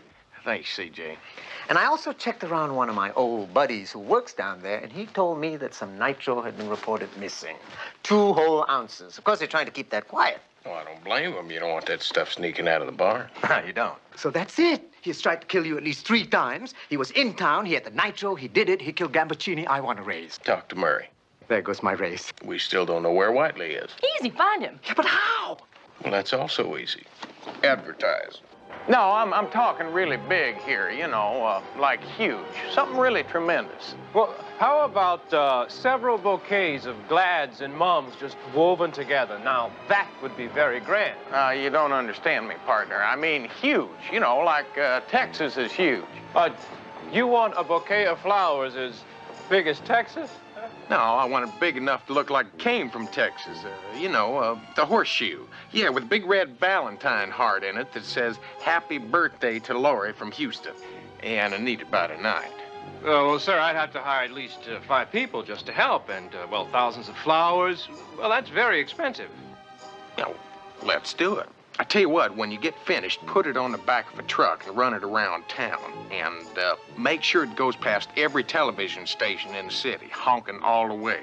And deliver it to this address by 4 o'clock. Sir, do you have an account with us? I have some friends that do.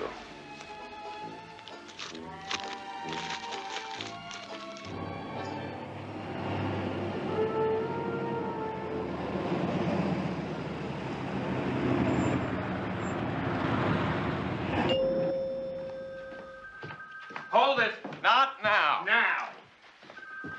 Some guy just called from a florist shop to verify that you were you. Mm-hmm. Tell him I'm me. You ordered an 11-foot flowered horseshoe? Yeah. Why? Because I want somebody to know exactly where I'm going to be this afternoon. Only this time, I'm going to be waiting for him. Boy, have I got bad news for you. Boy, do I need a drink. I just blew $1,000 bribing Cody Wall's secretary. I'll make it a double. Now listen, Houston, Cody's not just your average 10% agent. He and Carrie Ann are partners. They split everything 50-50. Fine. Now he's got 40% bigger reason not to kill Gambaccini. In other words, I just spent $1,000 to prove he had no motive. Not in other words, in the same words. Nobody had a motive. Yeah, including Perce Whiteley, but somebody hired him. The question is why. Well, we know it isn't Karen Ann Cody or Wildcat. Yeah, so the only one who's got a motive is my client, Serena. But I just don't think she did it. Did you get a hold of that news tape? Just came in. Why don't you put it up? Goodbye, Daddy. I'll see you in hell. Dear. That kid's got to be innocent. Would you pick a fight on television with someone you were just about to murder? Well, I would if I needed a good reason to get far away from a full bottle of nitro. Now, there's that champagne again. It seems like every time I turn around, somebody's got a bottle of it. Volevo usare l'annata della sua nascita. What was that? I can't make it out. Would you play that back? Louder. Volevo usare l'annata della sua nascita. You knew that, didn't you? Who knew what? See, have baby translate that.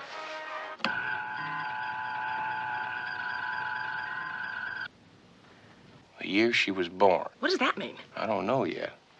The year she was born. Who? Boss, there's a surprise for you in the gym.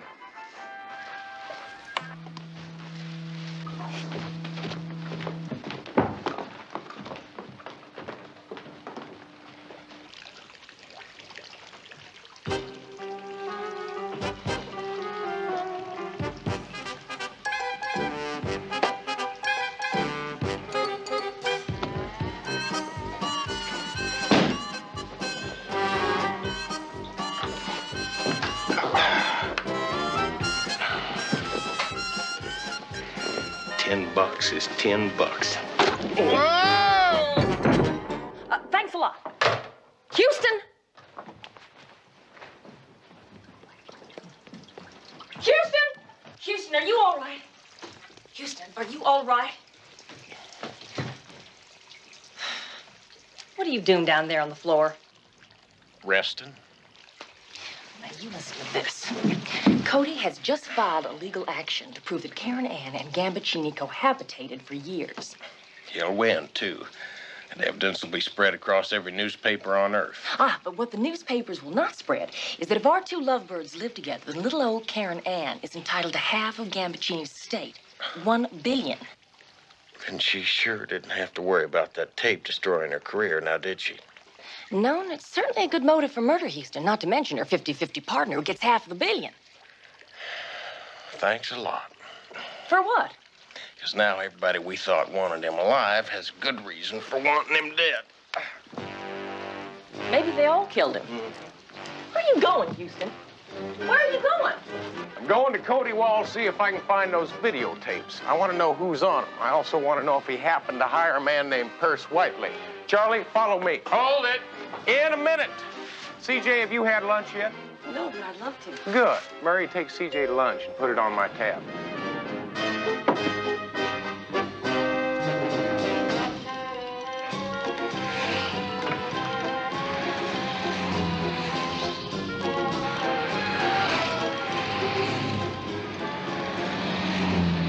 To get to Cody Wall, Houston had to pass that big grunt he called Reject. Now that could ruin his whole day. I knew he'd think of something, but this time he knew it had to be something really big.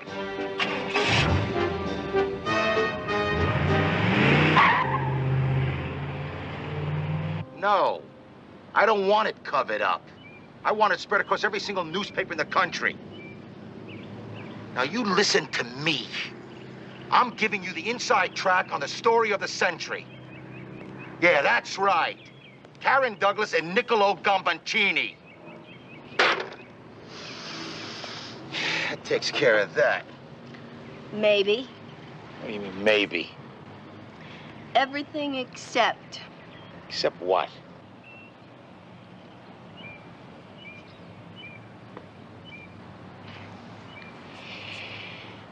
I'm an attorney, you know that. You're trespassing and threatening my life again. I have a witness right over here. I'll give you 500 to 1 that the lady never testifies against me. Oh, yeah? Well, you don't know Taffy. No, Cody. You don't know Taffy. I think I'll go buy a pair of shoes. Thanks for calling me a lady. Hey, you! I own you!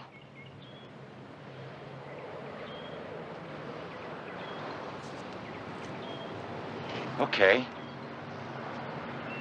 Beat me up. Go on. Punch me around. Well, if I didn't think you'd enjoy it so much, I might be tempted. Now, why don't you tell me again how you didn't have reason to kill Gambaccini? I didn't kill Gambaccini. Fine, you hired Perce Whiteley to kill him. Who's Perce Whiteley? Still don't know who Perce Whiteley is? Why don't you break everything in the whole house, huh? How about that one? That one's real expensive. I know, that's why I saved that one for last. Now, what about Karen Ann? Maybe she hired Whiteley. Go ask her. I will. Now, you tell me about the other tapes. What other tapes? You remember this one? It's real expensive. Now, you better start talking to me or I'm gonna break it over your head, which is not real expensive. Okay. He had other tapes of a young girl he took to Paris.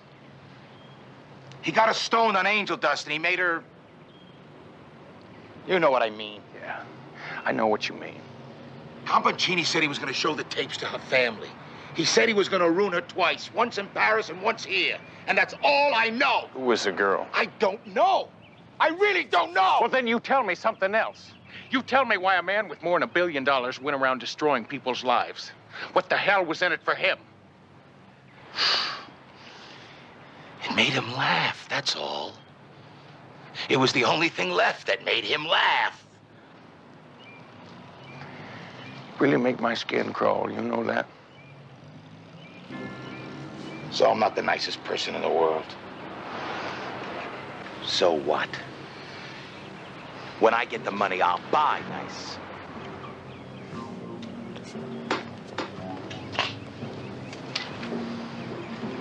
He didn't have that much.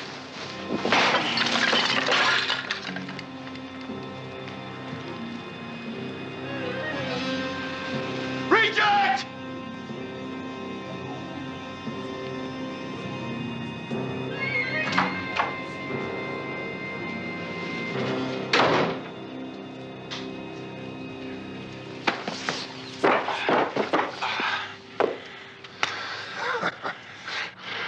That's gonna stop me. Oh, I brought it for you. Here. You see, I think you're gonna need it. I'm about to take a big gamble here, and I'm betting myself that you got a thick stomach and a glass jaw, and I'm about to find out. Swing, dummy.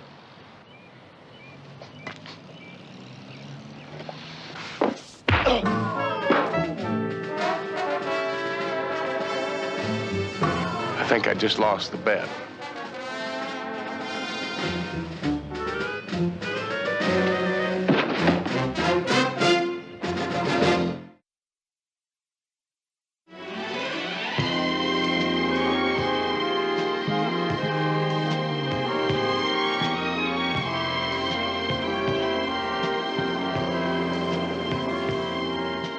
Houston figured the answer to this riddle had to be in those elusive tapes. Who was on them and why?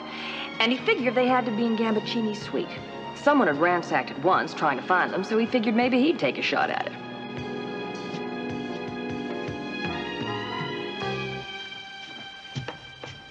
How you doing, Houston? Pretty good. How's Monica? Oh, fine. How about the kids? Wonderful. Good. I need a favor. Uh-oh. Lieutenant Novelli's not gonna like it. Oh, come on, Bob. Now, didn't I give you a sure thing on the Super Bowl? Novelli won't mind. Thank you, Bob. Oh, think nothing of it. In fact, forget it.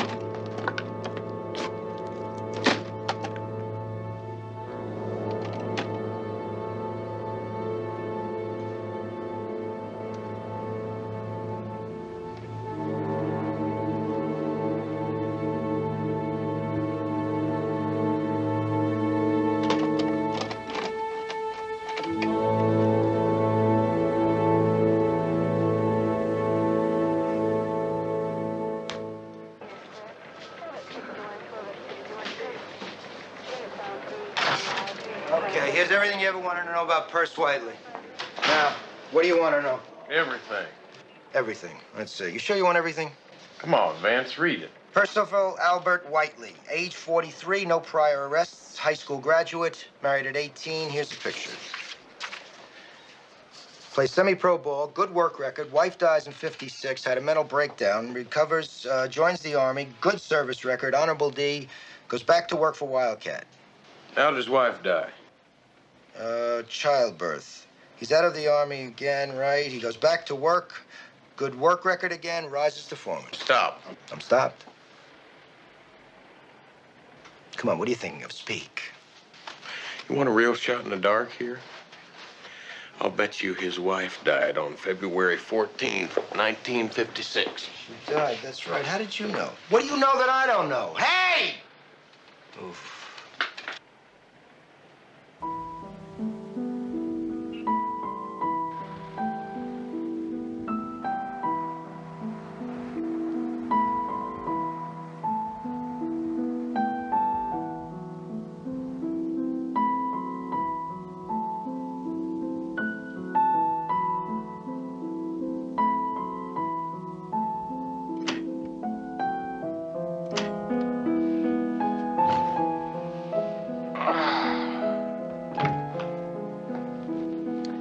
I talked to the immigration people.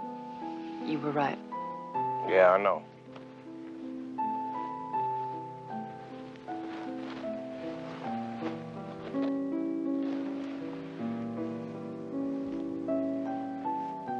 What are we gonna do now? We handle it. When are you gonna change for Lori's party? About an hour. I want you to call Serena, Karen Ann, Cody, Wildcat. Tell them to get there early. Tell Vance I need that silver vest he gave me. All right. You okay? Yeah, I'll be all right. Just need a little time to think.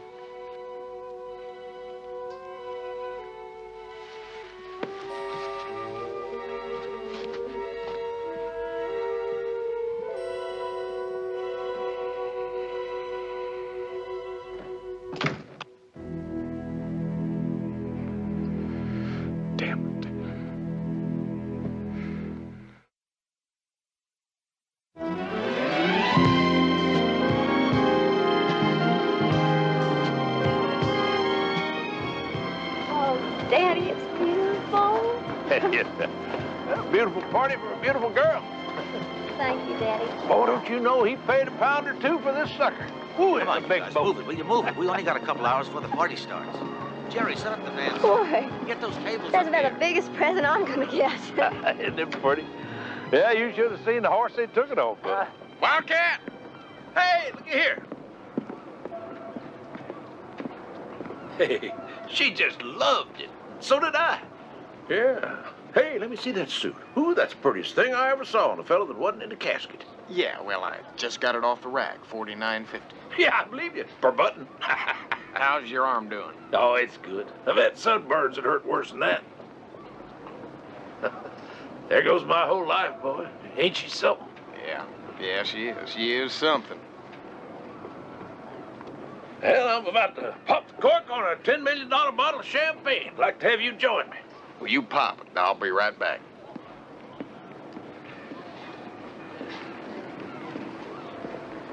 Excuse me, can I talk to you for a minute? I want the tapes.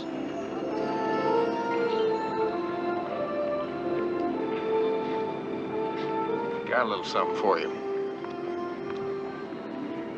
Want you to keep on singing. Thanks, cowboy.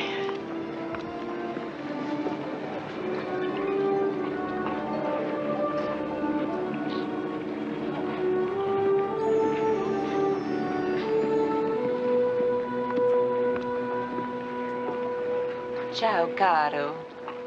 Come stai? I want to talk to you for a minute. Got your father's tape, Karen Ann. It's for sale. What do you mean? I mean, it's for sale. You want to buy it? Why should I want it? Well, I don't know, but I'm about to find out the truth about you. How much would you pay for it? $2 million? How about 3? Yes. 4? 5 million, maybe? Darling, $1 billion is 1,000 million. 5 means nothing. Why? Why not? No, you tell me why. You don't leave me a graceful exit, eh? I didn't mean to.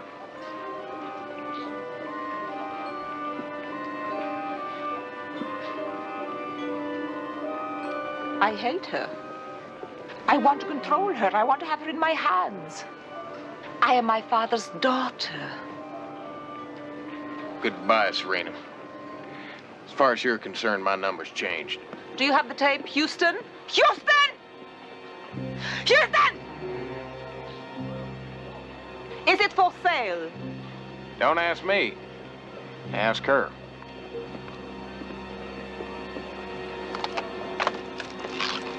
Karen, stop it! Stop it! It's proof that you live with him. We need it in court. It's worth $500 million. Brava. Damn it, Houston! Nice little boat your friend's got here. Yeah, boy, did you know he got a pretty penny tied up in this sucker? Well, it's Laurie's birthday.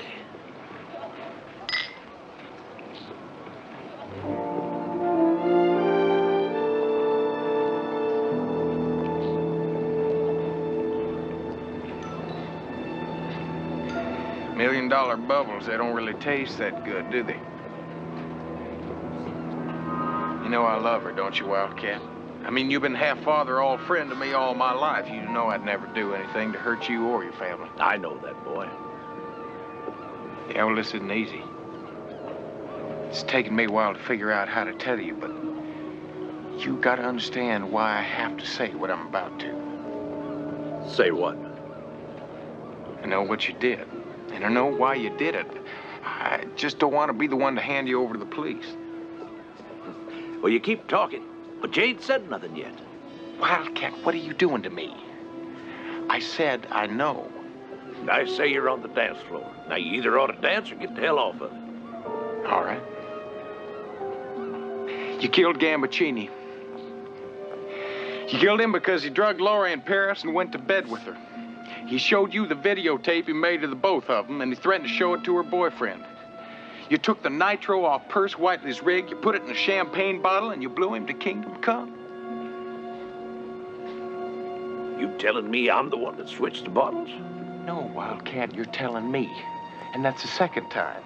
Whoever said anything about the bottles being switched except you? That's pretty slim proof, boy. You'd have to have an awful lot more than that. Yeah. Laurie said she was back east. Immigration says she was in Paris. Any law against taking a little trip to Paris? Look at the bottle, Wildcat. It's got the year she was born on it, 1956. The same year that Gambaccini wanted to use at the christening. So it's 56, so what? He gave you a 71. Here's his record. Now, how could you have that bottle unless you were the one that switched him? It's the wrong year.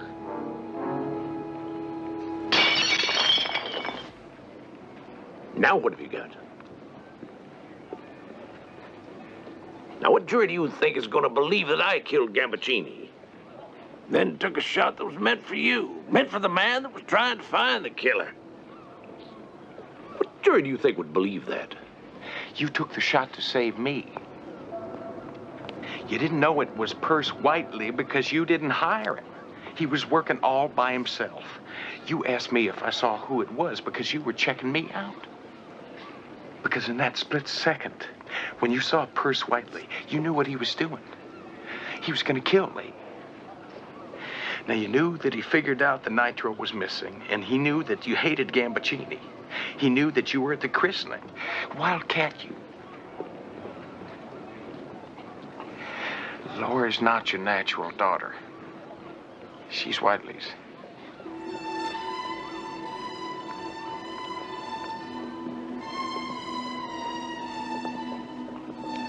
You're right, of course, boy.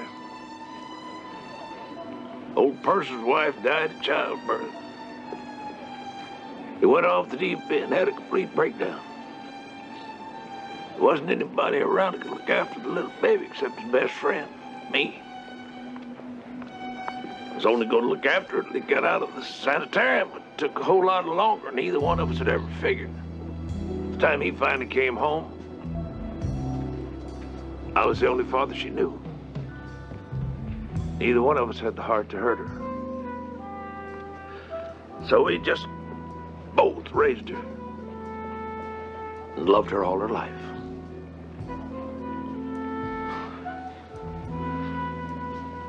Did you get that tape, boy? Yes, I have it. You didn't have to kill him, Wildcat. He was gonna show that tape all over the place. That would have killed Laurie. I couldn't stand that. No, but you could have come to me. We could have worked something out. You didn't have to kill him. He's here, isn't he? He is. You could let him kill me. Maybe I wish I could. Come on out, Perce. He knows everything. No. Flash away!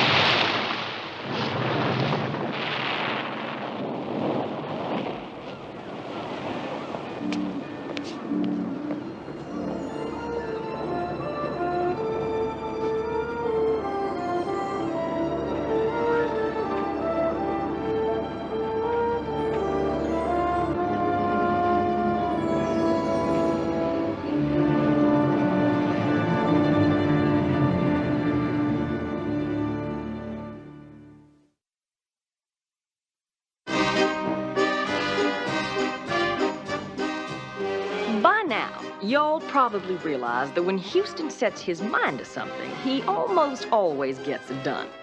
Well, you see, his horse made him mad, And losing that $10 bet made him even madder. So there were two things he absolutely had to do. Bust Gutbuster and get his $10 back. Like he said, it's the principle of the thing, CJ. Only in this case, he figured his principal could earn him a little interest. Oh, there is one other thing you probably now realize about Houston. Like most Texans, he overdoes things a bit for his friends. CJ, are you absolutely positive, no mistake, certain that he still can't ride that horse?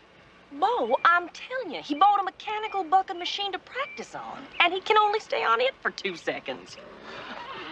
What do you think? I don't know.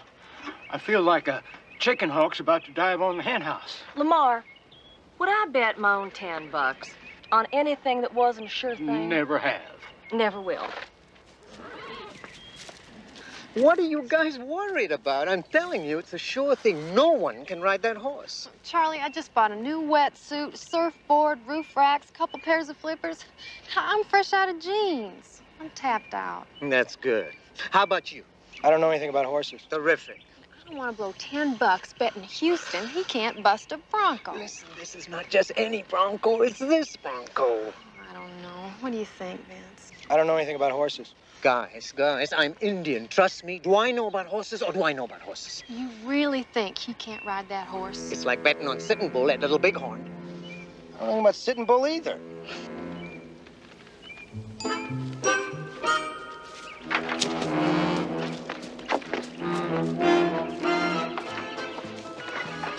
Well, don't just sit there. Do I have a bet or don't I? Bo? You're on. $10 says you can't ride that horse. Lamar? Same bet. Mm-hmm. How about you, CJ? I'm in. Charlie? Why don't you make it $20? No, 10's my limit. How about you, Slim? You sure? Look, I'm Indian. Bet. Vince? I don't know anything about horses. But $10 says you can't ride them. Thank you, Vince.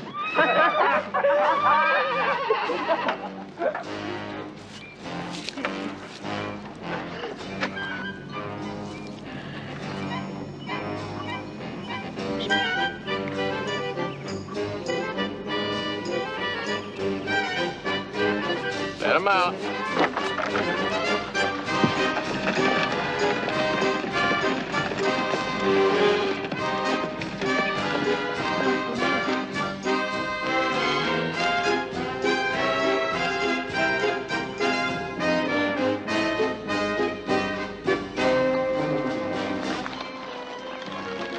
Thank you. Thank you. Oh, thank you. Yes. Thank you. Thank you, Vince.